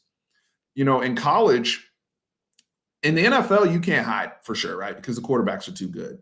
But the one thing about college is that these quarterbacks, a lot of them go off of rhythm. Daggy was a good example of this at West Virginia. If you're playing a guy like Daggy, who is hot and cold, right? The whole season, he hot and cold. I'm trying to make that guy uncomfortable. Yeah. And now, if we blow a coverage, we blow a coverage. But I'm at least trying to say, you know what? I'm going to go out there and I'm going to throw some. I'm going to try to, what I was talking about earlier with Jim Knowles at Oklahoma State, I'm going to try to set a trap. Like, I'm not just going to sit there and just give up rhythm throws. Yeah. Because what ends up happening is what happened to us at West Virginia. We're sitting in this, two deep shell all of a sudden. And now Daggy is comfortable. Mm-hmm. And we've lost our advantage with a shaky quarterback. Yeah. Let me at least try to say, you know what? I'm a try to give them a look or something with some of these now the better quarterbacks are going to eat you up. That's like, you can't really do that with Bryce Young. It's going to happen. You got to get pressure on Bryce Young. He doesn't care about anything else. If you don't get pressure on Bryce Young, he's going to carve you up straight up. But I'll be damned if I just give up everything underneath. Because now that quarterback, he's stepping into his intermediate throw. Like Jared Daggy was nailing dig routes against us because he was comfortable. Yeah. That wasn't consistently on tape from him. Max Duggan, the past 2 years too, whenever we were playing off coverage, was just like Joseph Osai's crashing down on him hard. And he's just like, hey, actually, you know what? I'm so in rhythm with my wide receivers right now. This 10-yard dig, bam! Like, I'm on it. Like it's nothing. Like, I'm a Heisman contender or something. Like, that's when you start seeing these quarterbacks that play against us look like they're heading to New York in December. You know what I mean? Like, it just we haven't made anybody really uncomfortable. We let them get off what they want to get off. And I think I like the idea of playing a little bit more aggressive. If we end up getting cooked over the top, we end up getting cooked over the top. But you're gonna stop. Hopefully, you're gonna stop these runs from happening. You're gonna stop these 7-8 play long drives where you're moving the ball 60 yards upfield because you're getting 7 yards a carry, or like, you know what I mean, like, or just throwing a 10-yard stop and it's just like, oh, this is easy. But Lando, thank you for the stat. Do you know what constitutes as a deep ball? Is that a plus 25-yard pass? Because I know some of these metrics are what constitutes as a deep ball is my question. I believe it. I mean, shoot, the 50-50 YOLO balls that Caleb Williams was throwing on us in the Red River, those are just straight up YOLO balls. But we didn't, technique wise, just didn't know how to play the ball in the air ever. That's one thing though, Kieran, when we talk about playing the ball in the air and, just the ball flying over people's heads, that we've struggled with at Texas, dude, since I lived in DC, like on a consistent basis. Like we've had individual guys that were better, Okay, you guys are saying 20 yards or more. 20 Okay. yards. Thank Yeah, you. 20 yards is Thank you. definitely what I'd say. So think about that. 58% on 20 yards or more. That's wild, bro. 58%, 20 yards or more. That's What did we say? chunk. Do you remember talking last season? It was me, you, and Tran. And it was like, hey, if you're an opposing OC, and you know how these, and I remember this is something you guys talked about during the Oklahoma game, and I just thought it was the funniest thing. If you're an opposing OC, why not just diagnose the one-on-one and throw that bitch up immediately? Because there's three things that happen, right? Three things that happen. They either catch it, they don't catch it, or it's a pass interference. We do not pick the ball off. Like, well, there's no like that. That's one thing that we have just not had recently whatsoever. Anybody that's capable of doing that. If I was an opposing OC the past 3 to 4 years against Texas, I'm throwing the ball downfield at the one-on-one. They are either going to my wide receiver's going to drop it. The DB's not going to make a play on the ball. I just know that for a fact. He's making a play on the wide receiver. They're dropping it, or it's a catch. It's been that simple. Landon with the follow-up stat. He said good looks like around 40%. That's a big discrepancy. So we're allowing, as of last year, we're allowing almost 60% on plus 20-yard throws. And he's saying good is around or under 40%. That's a big discrepancy when you think about the volume of amount of throws over plus 20, right? And then that doesn't even include how many of those did you pick off, right? Because I'm okay if you give some up, but you picked some off. Now we're at least having a Trayvon Diggs conversation where you were able to split the difference. But we have got to figure out. I mean, now granted, we can't solve the whole problem in 1 year. And that's not going to make me say, you know what, we got to get rid of the defensive coordinator and fire. Please understand, we're not taught. This is something we're going to have to build. That's why I've been saying again, said at the top of the video almost 2 hours ago, we got to enjoy the process of growth. And we also got to find some football players. Like Jalen, Gilbo, can you play? Ibrahim, all these other dudes. Terrence Brooks. I have job openings. I'm not tolerating the whole Kieran, I've been sending you some clips on and granted it's the NFL one, but some of the one-on-ones. Yeah. And technique and stuff. Just because I also want to make sure I know myself, what is it supposed to look like? Dude, there's a tape out there on Twitter. I might retweet it of the Chiefs one-on-ones. And Trent McDuffie was out there, just their corners, mirror technique, flawless. Mm-hmm. Hands, one of the things that we struggle with a lot of our guys, really, the last person that really didn't struggle with it that much was actually Holton Hill. But in terms of when receivers are trying to either run a double move and you got to reroute the guy or have strong hands to stay connected, our hands always get knocked away. And then the brother runs away from us.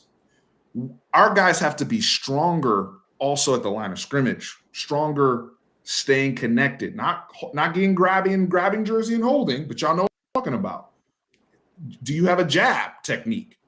What's your mirror technique look like? I see us, but in order to have a good mirror technique, you got to have confidence in your footwork. You have to have confidence that you're going to stay connected. Yeah. And I need some people out there that have that confidence that can say, you know what, even if we're playing cover 3, but I have this side of the field, like, bro, I'm not getting cooked. If the ball's in the air, it's 50-50. I'm going to leverage my man out of bounds. I'm not letting you have that 4 yards to the sideline that quarterbacks like. I'm going to condense that down to 2. And you're going to have to make some ridiculous catch to catch the ball over me. That's what good corner play looks like. You know what I mean? That's what I would like for Texas to get back to. And to the Holton Hill, Devontae Davis point, those were guys with length too. Yep. which is why Sark said it in his press conference yesterday. If you listened, or 2 days ago, I like corners with length. He's just like I like 6-foot corners with length. I was like, why? He was just like he's gonna force, and we saw that too. I remember sitting there with you, Homer, and Billy and Ba. They are going to force people to get off of the lines that they want to. Like you said earlier, talking about giving up those easy digs. A longer corner that's playing that press man coverage is going to make you work to get where you need to be. It's why they're valued in the NFL. Which is why Jalen Ramsey is one of the best corners in the entire National Football League. Even when he's taking reps against small, fast guys like a Tyreek Hill. What does Tyreek Hill have to do? Reroute and take a longer route to get upfield. And he will get his hands on Tyreek Hill. Exactly. And it's hard. He'll now eventually, yeah, the longer the play goes, he'll get separation. That's not the point though. It's that initial everything is, especially when things are based on timing. Like why is Devontae Adams the best receiver in the league? His release. Nobody in the league has a better release. You can't jab him in the chest. Exactly. He won't let you. He won't let you. And that's the thing. Like it's all. I mean, football. The thing that I think the more you study football, the more you look into it, you realize how much the first 2-3 seconds matter than anything else. You can have the best route combination drawn up in the world, but if you're not on it at the point of attack, line, quarterback, it's all quick. The team that makes the best decisions quickly is the team that ends up winning, which is why discipline matters so much. Chris Boyd, I think one of the reasons why he's actually done a little bit better in the NFL too. I'm not going to say bad technique early in his career, but he was a penalty machine, right?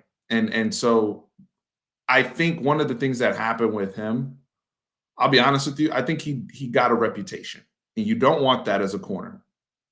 I think Chris Boyd got a because I'm not saying that, like, there's a fine line with hands-on man staying connected, and when they start calling defensive holding all the time, or when you get too physical with your jab, right? And so you do need to have those, like I said, the mirror technique and other things, or when you're leaning too much, or you're not turning and looking for the ball. I think Chris Boyd developed, but he got that coached out of him a little bit on Minnesota, and he's been a good player for them. But at least that guy, it was a confidence that he had, whether it was justified or not, to come up to the line of scrimmage and say, bro, I want the one-on-one with Hollywood. Or I want the one-on-one with CeeDee Lamb. I didn't even last year, it looked like we were the ball's not even snapped and we're bailing. Yeah. It's crazy. To me, it's like we're not you don't, what are you out there for then? You're just another safety to me at that point. You're just another safety. That's not playing corner. So guys, I know we're up late. It's over 2 hours, but this is really fun, and we had a lot, man. I'm just talking ball. Yeah, just when you've got those I don't know. To me, it seems like we've just been playing scared. We have been. And I think I'm not sure if it's because we don't think we have those guys, but it seems like we've been playing scared for years now. I'm all for, Holden Hill, we haven't seen cornerback play like that in a hot minute. What he did against, USC, he was ending drives. like Sam Darnold was like the Heisman favorite, number 1 overall pick favorite going into that game. Completely changed everybody's opinion after what Holden Hill and that defense did to him that year. But which is why also I'm really excited about the idea of Malik Muhammad coming in. The idea of hopefully we land Jordan Matthews in 5 days. Him coming in. These are guys that fit what you need. They really do. They're elite corners. They're guys that are going to go out there, they're going to cover, and hopefully they're going to have the ability to develop under the same coach for more than a year. Yeah. Like just hearing this is the first time in Deshaun Jameson's career he's had the same position coach back-to-back years. His freshman year he was a wide receiver. Sophomore year it was Jason Washington. Junior year is Jay Valai. Last year it was Terry Joseph. Yeah, that's why you can't fully blame the player. Yep. You know, I hold Jameson accountable. He's old enough. He should, there's certain things that he should be better at with his athleticism. But like you said, I mean, at the end of the day, you still regress back to whatever your habits are. And if it's just a whole bunch of different things, it's tough, dude.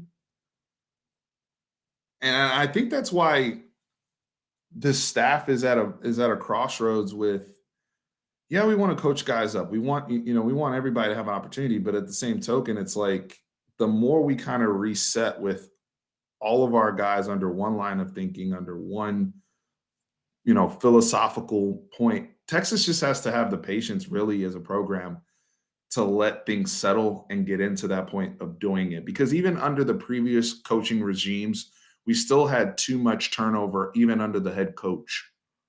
And look, Tom Herman, I blame him for putting that staff together the way he put it Dude, together. the fact that a head coach of ours had to fire essentially his entire staff, hire a new offensive coordinator and defensive coordinator, just like rebuild everything in order to just crazy to me. Crazy to me. I don't know. But it's not sustainable, that model. And we get somebody else in here who wants to. This is what I talked about the last live, I think, or whatever video it was, where it's just like even offensively, we got to a point where it's like, let's do veer and shoot. Let's do power. Let's do the power spread. Let's open it up more and bring in usage. But then usage really doesn't even get to install what the hell he wanted to run.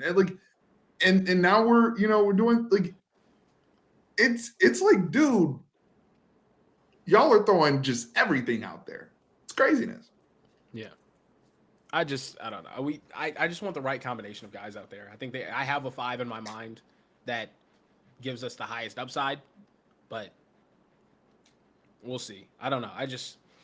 My thing is this too. Guys, if Deshaun Jameson goes out there and he's just burnt toast all over again, let's make the move. Let's make the move. Sorry. Yeah, we don't gotta have time make the to move. wait. You don't have time to wait. I don't want to see the experiment keep going. No. If it's not working, make the move. Find out who's going to go out there and play consistently, and then let's play them.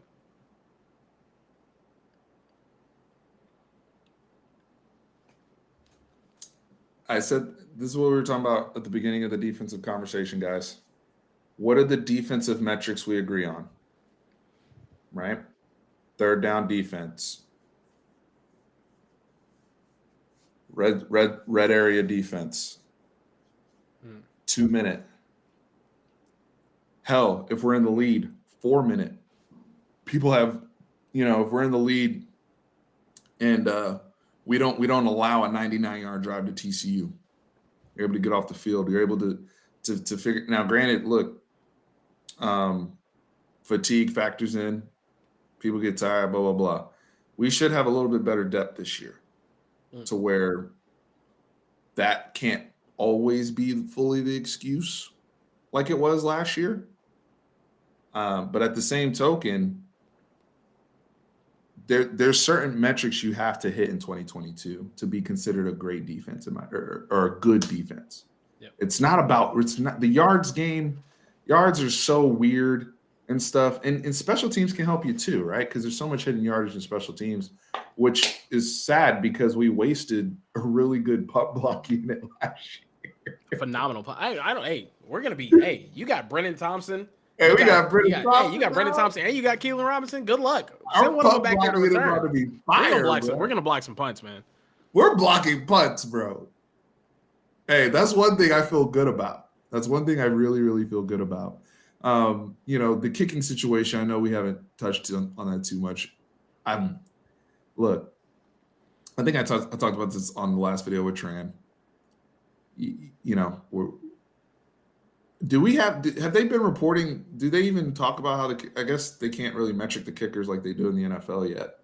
I guess we'll have to wait for the scrimmage because we got 3 legs in the room. You got Auburn. I forgot what the kid's name is. Stone and Lozano. Yeah, Lozano's the other one. Yeah. I knew you had Preston Stone there. Hey, by the way, not Preston Stone. Preston Stone's the quarterback at SMU. Will Stone.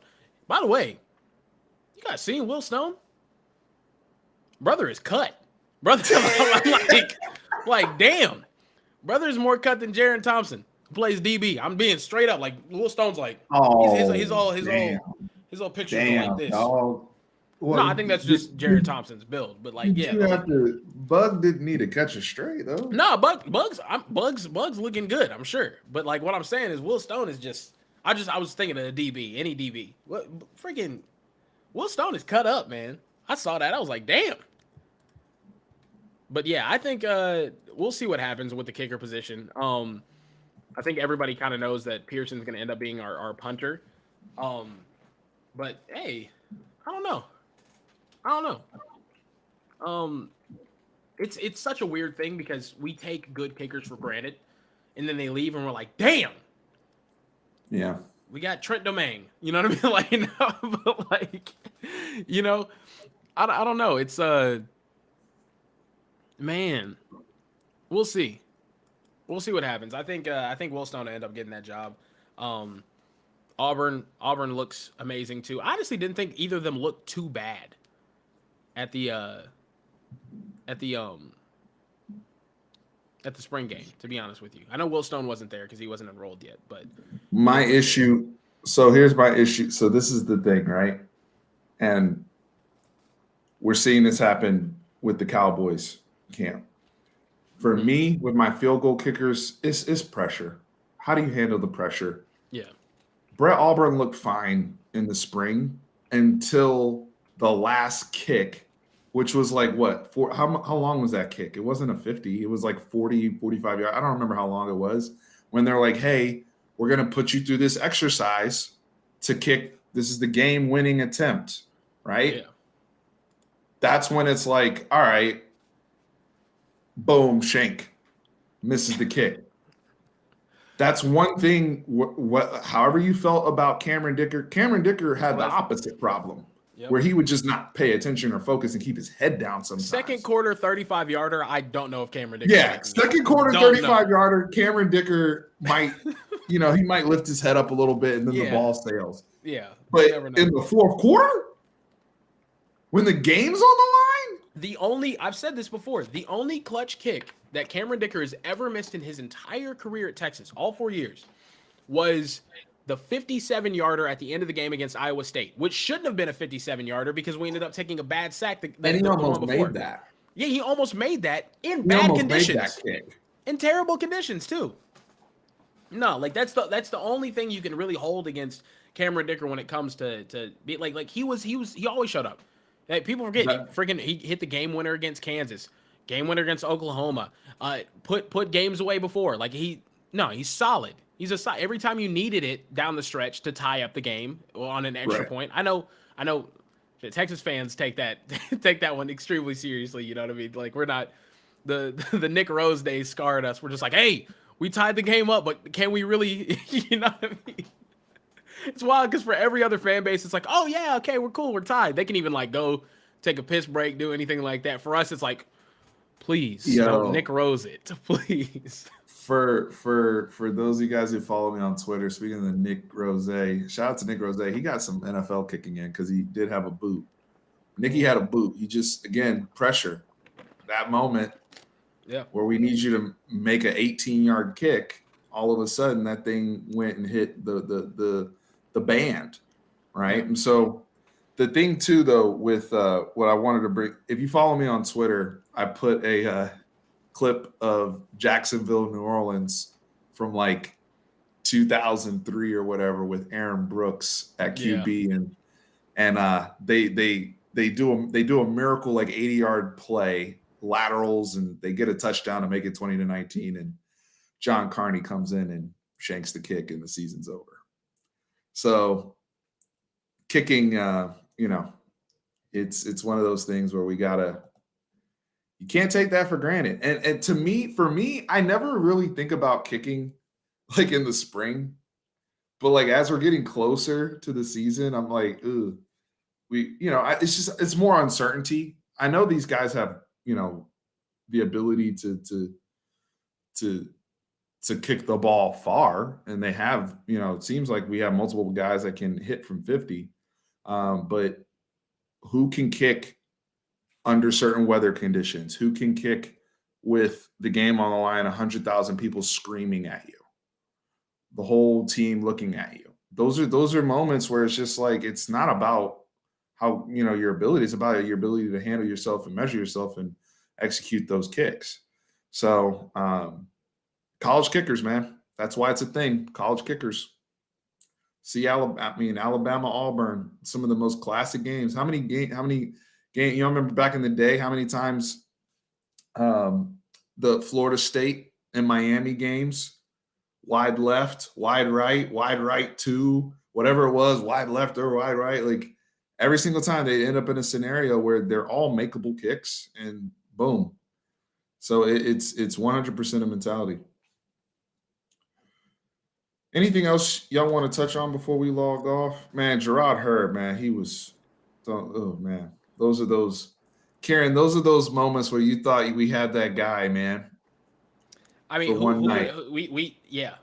that was like, oh yeah, we got him finally, because the hype was there. The Denton guy, or you know what I mean. We're like, yes, the 2 state championships. He finally showed up, 500 yards in the same, like in one game, broke Vince Young's record. We're just like, yo, we finally got our guy. We finally got him. Nick Rose missed that damn kick, and then it was like, oh, okay, well, still we got our guy. Went to TCU a couple weeks later, got destroyed. Yeah. Oh my goodness. That was like, oh, they boxed us up, bro. To be fair, that year was like, that was the year where they like got rid of Sean Watson as OC, like after the first game. When we talk about Texas, and then they had a Joe Wickline who was like in a lawsuit about whether or not he had the offensive coordinator title, but then Jay Norvell was calling the plays. It was a mess. Like that whole season was terrible. Just why? Like I like it's crazy to think about that year, and then you remember we beat OU that year with Baker Mayfield. We did. We went in there with Gerard Hurd, Tyrone Swoops, and a bag of chips. We were playing a defensive end, Caleb Blue at a tight end. My God, man. Wild. It was there's all these what if moments in our program, but the thing with Sark is I'm excited to get to the point. I know we're going to get through the growing pains. I do feel confident about that. The one thing that man knows is how to coach and develop quarterbacks. And I think we're about to hit a period, if we can weather all of this stuff and just get to serviceable on the defense, I think we're going to hit a period of some of the best quarterback play, getting back to where we were. I mean, you really think about the best quarterback play in the history of Texas, that's when Texas had their most success. Before Veer and, post-segregation. Yeah. Like when Texas from 1970 to 1994, who we talking about at quarterback in the program at quarterback for Texas? Yeah. It's a lot of names, and I posted those stats and those win-loss records when James Brown started playing at an above average level of quarterback, and it went all the way through Colt McCoy. That's when the program, you're talking about winning 85% of your games as a program. Yeah. I forget. I think we do forget just how bad the quarterback position was for so long, and it's weird to see like other programs just not have those issues. Just like in Ohio State, going from like, okay, good to good to like, oh, JT Barrett that last year was terrible. Still a freaking phenomenal quarterback in terms of like, oh, not phenomenal, but like, yeah, like no, they're like that last year was terrible. They went like 11-2. Yeah, exactly. That's you know what I mean? Problems I'm trying to have. Right. It's a totally different aspect. Like, I mean, the last time Ohio State had average quarterback play, like really, it was when Tressel got fired. Yeah. And they had to play Braxton Miller like halfway through the season. They were playing that other random. It was actually the last time. Fun fact: that was the last time. That was the last time they had a white quarterback. Was Ohio State? It was the last time they had a white quarterback. I forgot about that. I'm serious. When are they going to break the streak? Kyle McCord to break the streak. Is Dylan Raiola mixed?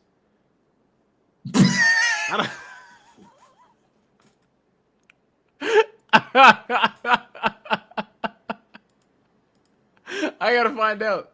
I gotta find Bro, out. bro, Braxton Miller onward. It's been Yeah, nothing, it's but just they've been been nothing but. good. Well, They've then at they went least Troy been Smith. No, Troy. Yeah, like no, they Troy had one Smith game. was Yeah, before. yeah. Troy Smith was before. Yeah, Troy Smith was before. I'm talking about like Urban Meyer takes over that very first year, and they're just running like Braxton Miller.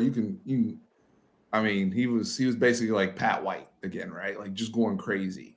And then he got hurt, and they go to JT Barrett, Cardell Jones, you know, JT Barrett again, Dwayne Haskins Jr., may he rest in peace, Mm-hmm.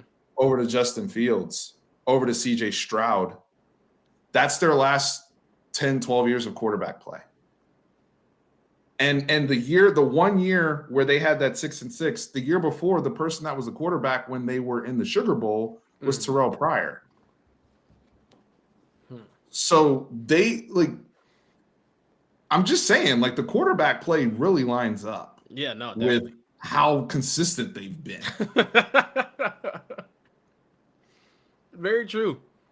Very true. The fact that they went 3 deep black quarterbacks is crazy. You know, like third string, still black. We're gonna win a natty. Like it's like just hey, they got that dog in them, man. They were ready. They were ready. I mean, yeah, they had nothing but brothers in the room, man. Shit, Malik Murphy, start the They had Ohio State had it was like JT Barrett, Dwayne Haskins, Joe Burrow, all brothers. Then they had, Tate Martell. Tate Martell. Ooh. Somebody brought up Tathan. Tate's black. What are you talking about? Tate's black. My boy Tathan. What you talking about? Well, boy, Tathan. Oh, hey, let's end on that note. We'll end in 9 minutes. The other controversial video you made was the DeAnthony Thomas highlight video on TikTok. But did you hit 600,000 followers? You were at 597 the last I checked. Yeah, so I wanted to today, actually, but it's kind of been delayed. Well, actually, I'll put it this way: I'm at if you can see that, I'm at. Oh, okay, it's inverted. I'm at 599.9, so I'm about to hit 600K within like guys, an hour or so, probably. In the next hour, Kieran's gonna hit. We're being dead ass serious, by the way, for those who don't know. But let me see if I can on TikTok, Kieran's gonna hit 600,000 followers on TikTok. He's at 59999. Yeah, so if you guys want to go follow me over there on TikTok, yeah, let's make it happen. Pretty fun, but yeah. Yeah, no, we're not gonna be able to afford Kieran very much longer because no, you're not. I'm leaving. Yeah, the media conglomerate. Nash said he's gonna make a TikTok just to follow you. See, that's real support there, Nash. I appreciate that. Yeah. So yeah, the DeAnthony Thomas video. Let's get into it. Let's talk about that. First, start off by saying I was wrong. He doesn't have the best. It's a hot take. I don't truly believe it. And I actually realized this too, because I was watching DeAnthony Thomas's highlights. I was like, this is the best shit I've ever seen. What are we talking about? This is honestly like one of the best highlight. I was like, nobody's touching this. And I was like, bro, not even Tavon Austin's is touching this. And then as I was making the video, I was editing it, and I watched Tavon Austin's highlight tape, and I was like, ooh, it's kind of better. It's kind of better. Because I wasn't even thinking about anyone else's, but I was already like an hour deep into editing. So I was like, fuck it, we're going to keep it. I'm going to piss people off. Everyone's going to be in the comments saying, Reggie Bush, Peter Warwick. It's definitely not DeAnthony Thomas's, but I like his because I will say this though, too. On a per touch basis, I think DeAnthony Thomas is one of the most exciting football players I've ever seen. He was scoring like a touchdown like every 6 touches or something like that. Like incredibly exciting to watch. Yeah, that was peak Chip Kelly era where they were that Oregon in general was so much fun, dude. The pace they were playing at, the window dressing on their plays. They were just running like basic inside zone and stretch, but they would make that bitch look like it's the most complicated play. They were running it 7 times at you in 2 minutes. That was the problem. It's like yeah. Okay, we're gonna have LaMichael James run inside zone on you. Then we're gonna switch up with Kenyon Barner. Then we're gonna bring in Byron Marshall. Then we're bringing the next year we're gonna bring in DeAnthony Thomas. Speed. Yeah. Oh my goodness, it's too much. Way too much. Yeah, the Tavon Austin Oklahoma game though, like I've never really seen anything like that before. He almost had 600 yards Yeah. total in that game. If you factor in his return yardage, it was like Yeah, he had like 300 yards rushing. He had like 70 something. I mean, it was receiving. really rushing. It was like a bunch of rushing yards. It But was yeah, yeah. He had still 21 incredible. carries. He He had had 21 344 rushing. carries for 344, and then Crazy. another 4 catches for 82, That's wild. and then another 150 in kick return. Yeah. 600K. Oh, that's crazy. Did I actually hit it? I did. Wow, that's awesome. Yeah. He saw it. 600. It was Nash. Yeah, just Nash was the 600,000th follower. That's I appreciate it, guys. Thank you. That's awesome. Woohoo! That's dope. We got to be I'm a part excited. of history on the live stream. That's awesome, man. Yep. Congratulations. Hit 600K. Wow. 600K. Yeah, with bad takes, and I'm sorry that I had to do it with Cam Newton and DeAnthony Thomas highlight tape videos. But Not all of it is them are what it bad. is. Like your Barry Bonds video, spot Oh, my Barry on. Bonds video is amazing. Yeah, that's Barry probably Bonds my magnum one. opus. Yeah, I love that one. That was a good time. I was like, yeah, that brother's spitting. Yeah, no, I'm gonna I start. was I'm actually starting to uptick in content as well. So if you guys do like sports, college football, it's really getting to college football season in general. So you're gonna see a lot more football content over on my page, a lot of takes. And I'm gonna start diversifying actually this season a little bit. So be on the lookout. I'm letting you guys know right now. I have a lot of content planned for the Texas Alabama week. Be warned, it might upset you a little bit. It might not upset you a little bit. You know, it depends on how the game goes. So I'll be honest with you. So we'll see Man, what happens. T and JR gonna be on your ass, brother. Oh no, I'm not scared of him. T is just always on my case for no reason all the time. That's just how it is. Goodness gracious, Mr. Houston's better than Dallas all the time. But I will be back in the great state of Texas in September. I'm excited to watch some high school football games. I'm planning a trip in October actually, not just for the Texas OU game, but also to go watch some high school football games around that time. So I know it's going to be heavy district play at that point. So not really too many like crazy exciting games, but at the same time, like excited to go check out some of those too. If you guys are in the DFW area, yeah, DM me on Twitter or something if you guys want to meet up at one of these high school football games or something. I'd love to kick it with some of you guys. Yeah. We need to plan that out. I feel like just overall, and Homer, we'll talk about this in the group chat, but we need to really get the schedule out, circle some dates, especially the games where we're all gonna be in DFW. Yeah. Where it's like, hey, we gotta be at this place Friday night. Like I want to be on that this year. I'm glad you brought up high school football. Tomorrow, I'm gonna have a video dropping with Amanda Atwell from Dave Campbell, Texas football. Yeah, Texas football. Yeah. Awesome. And we did a lot. We had a really great conversation about a lot of stuff, but her emphasis on high school football and just what Dave Campbell's Texas football is going to be covering this year. They're pretty much their biggest launch in terms of exposure for the kids. It's unbelievable. So look out for that video coming tomorrow. I'm still editing it right now, but this high school football season, I mean, especially when we're getting as excited as we're getting about recruiting, some of these players, the best time to see them is in high school and seeing, live face to face. It's unbelievable. So we'll check that out. It's always awesome watching these kids, especially in Texas high school football, go from just being like a stud on the field to watching them in the NFL. Like, my favorite one is Kyler Murray. I don't think Kyler Murray is my favorite person, but at the end of the day, like he was a phenomenal player to watch in high school. Garrett Wilson, man, Garrett Wilson was tearing people up in the playoffs. I just remember watching that in person. I was like, damn, this kid is nice, especially when he was a sophomore at Lake Travis. I was like, damn. And now, freaking first top 15 overall pick in the NFL draft, and he's going to be playing for the New York Jets now. Like, it's crazy to see that happen consistently. But, yeah, it's wild. I'm excited to go back and see. And no, I don't. I'm not made out of money 100%. I got $7 in my bank account right now. Chilling. Hey, man, but I honestly think for you, like with this season, especially with all the stuff you have going on. I mean, it didn't. Coach 30 blew up overnight. Yep. I mean, with everything I see you going. In terms of, I mean, your stuff is more diverse. He's more different lane, but in terms of just the exposure and everything, God forbid Texas is good, brother. Oh yeah, no, We it's ain't over. gonna be humble. We're not gonna be humble for these people. We won't be a good fan base. We won't be a nice fan No, base. I'll be I honest with won't, you. I'm talking nonstop bro. crap for sure. Believe it or not, I used to be an asshole in the 2000s. I was an ass, dude. You've been humbled now. You used to be I like, really just have on been your arrogant humbled. stuff. Yeah. Dude, when we went to play Ohio State at the shoe back in 2005, I was talking mess, brother.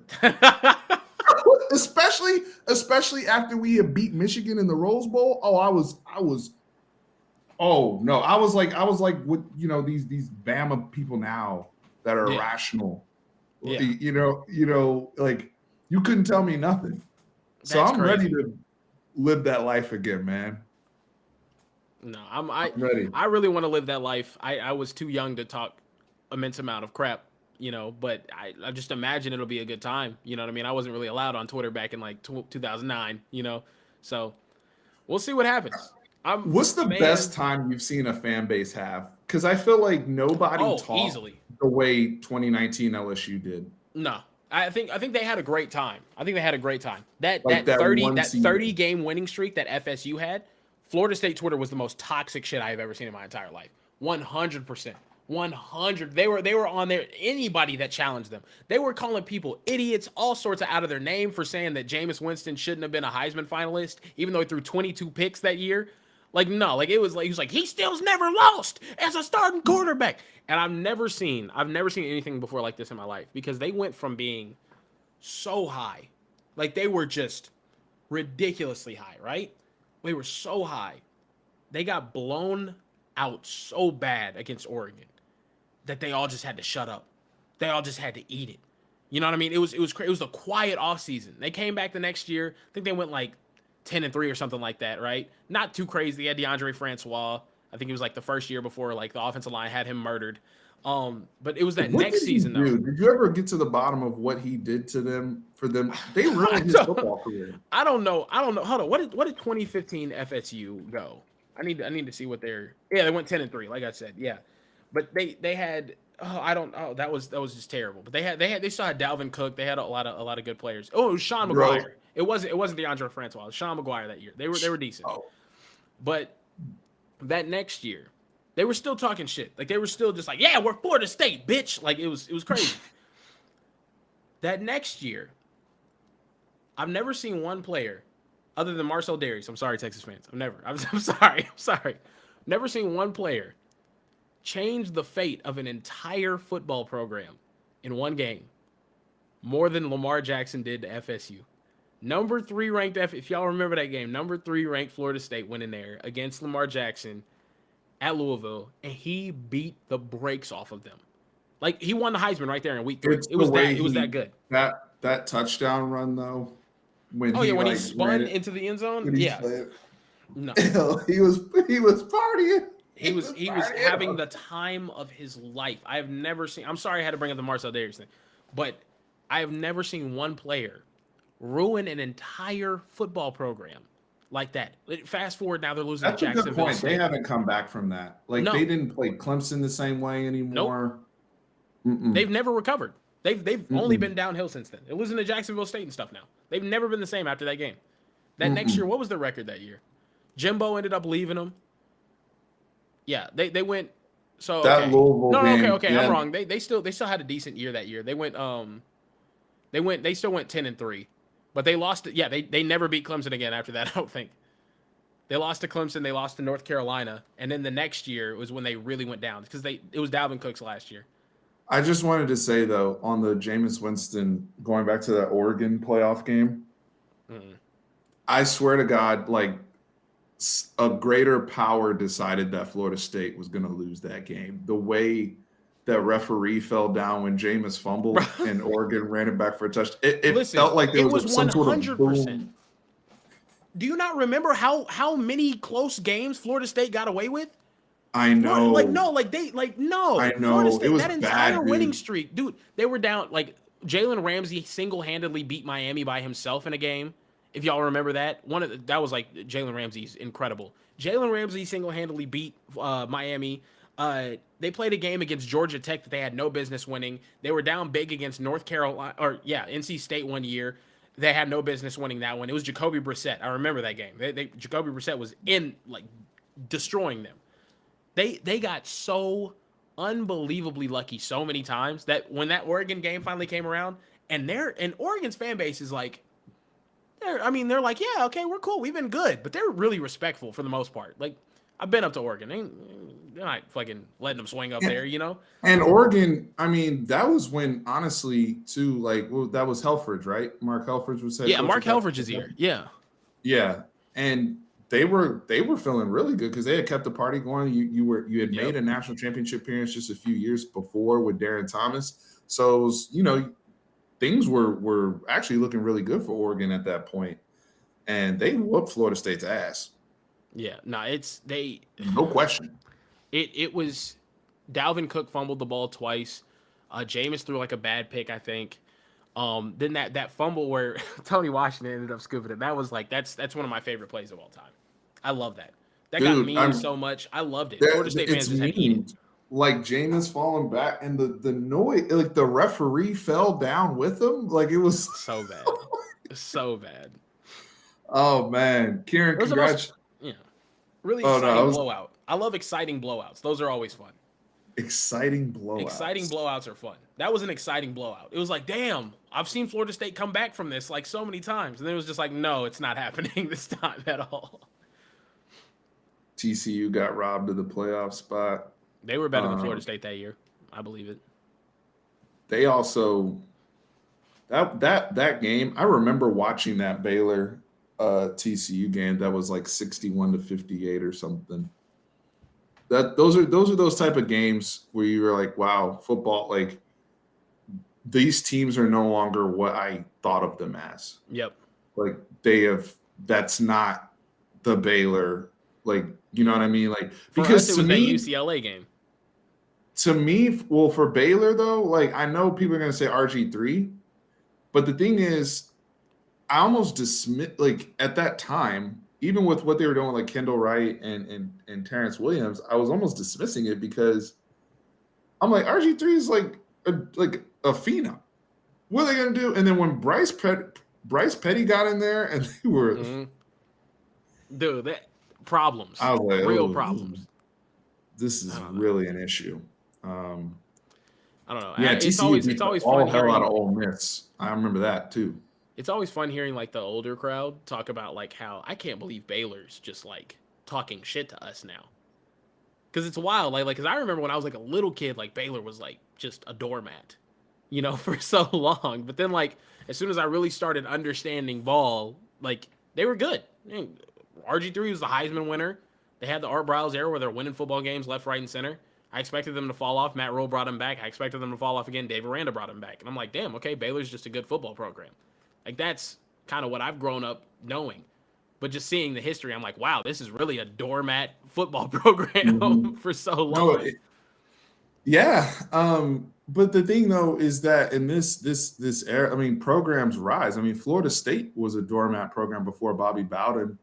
They used to be like Fresno State, and Bobby Bowden, when he got to Florida State, even way before Deion and all them, they were going to play anybody. They were challenging anybody, and they built up their profile. Look at Gary Patterson, TCU. I'm old enough to remember TCU in the WAC, and then the Mountain West Conference. Like that's not that long ago. But the thing is, I'm not old, but I'm old enough to remember some of that. But I also am old enough to see them rise, like, and see what was happening real time when I'm like, oh, this program they're cool now. Yeah. They're cool now. They found the coach. They're now going up to that next level. We've seen programs that have kind of teetered, like Clemson. I'll be honest with you. I know that they had some stuff in, I think they won a natty in the 80s, if I'm not mistaken. But Clemson used to be like a fun team you would play with on NCAA to use like Woodrow Dantzler at quarterback. And that was it. Like Clemson was not what they became in the 2010s, bro. Yeah. I'm telling you. Like nobody was looking at Clemson like that. Like even back when they had like Charlie Whitehurst, those were like good teams. Clemson's not even a team I thought about when I was younger. It was like, oh, Clemson, like that's just a school. Like I don't know. It wasn't until like the Taj Boyd era where I was like, oh shit, okay, they got D Hop, yeah, they got Sammy Watkins, they got Jacoby Ford, CJ Spiller. They had some dudes. So I was like, oh, okay, cool. And they just kept adding on. It's wild. Yeah, no. Yeah. I appreciate you having me on though, man. I appreciate you. Absolutely, man. Congrats on 600K. Yeah, I remember when Alabama was on ESPN2 struggling with Southern Miss. Damn. Man, I remember those days. It was like nobody cared. Wow. I remember those days. They had a guy named Tyrone Prothro. If anybody has never heard that name, he was a receiver. He had one of the greatest catches of all time in that ESPN2 Southern Miss game. Some of y'all are going to know who Tyrone Prothro was and Brody Croyle. Like Alabama was on, no disrespect, Jared, but nobody care about y'all back then. Y'all were on ESPN2 just fighting it out with Southern Miss. But the glow up season is real in college football sometimes. It really is. Yeah. Hopefully we can glow up. So we'll see. Hopefully. We'll see. We'll see what happens. Kieran, congrats. We'll link on all the high school football stuff. Yes, sir. Thank you, everybody in the chat. Thank you, BUSR, official sponsor, official sportsbook, official betting partner, Fanatic Perspective. Maybe we should do a little special episode with some of our favorite bets this year in college football. Definitely. I like it. Give us some props. Some property. Yeah, some props, some things that we're thinking about, some things we can, do a collective bet on, if you will. So I think that'll be fun. But thank you to BUSR, best in the business in customer support. Kieran, you guys go make sure you follow him on Twitter, all the platforms. Thank you guys for helping get over 600,000. Yeah, 600,000. Congrats, bro. To think about. Yeah. It is. All right, everybody. Remember, horns always up. Thanks for hanging out with us. Welcome. Peace.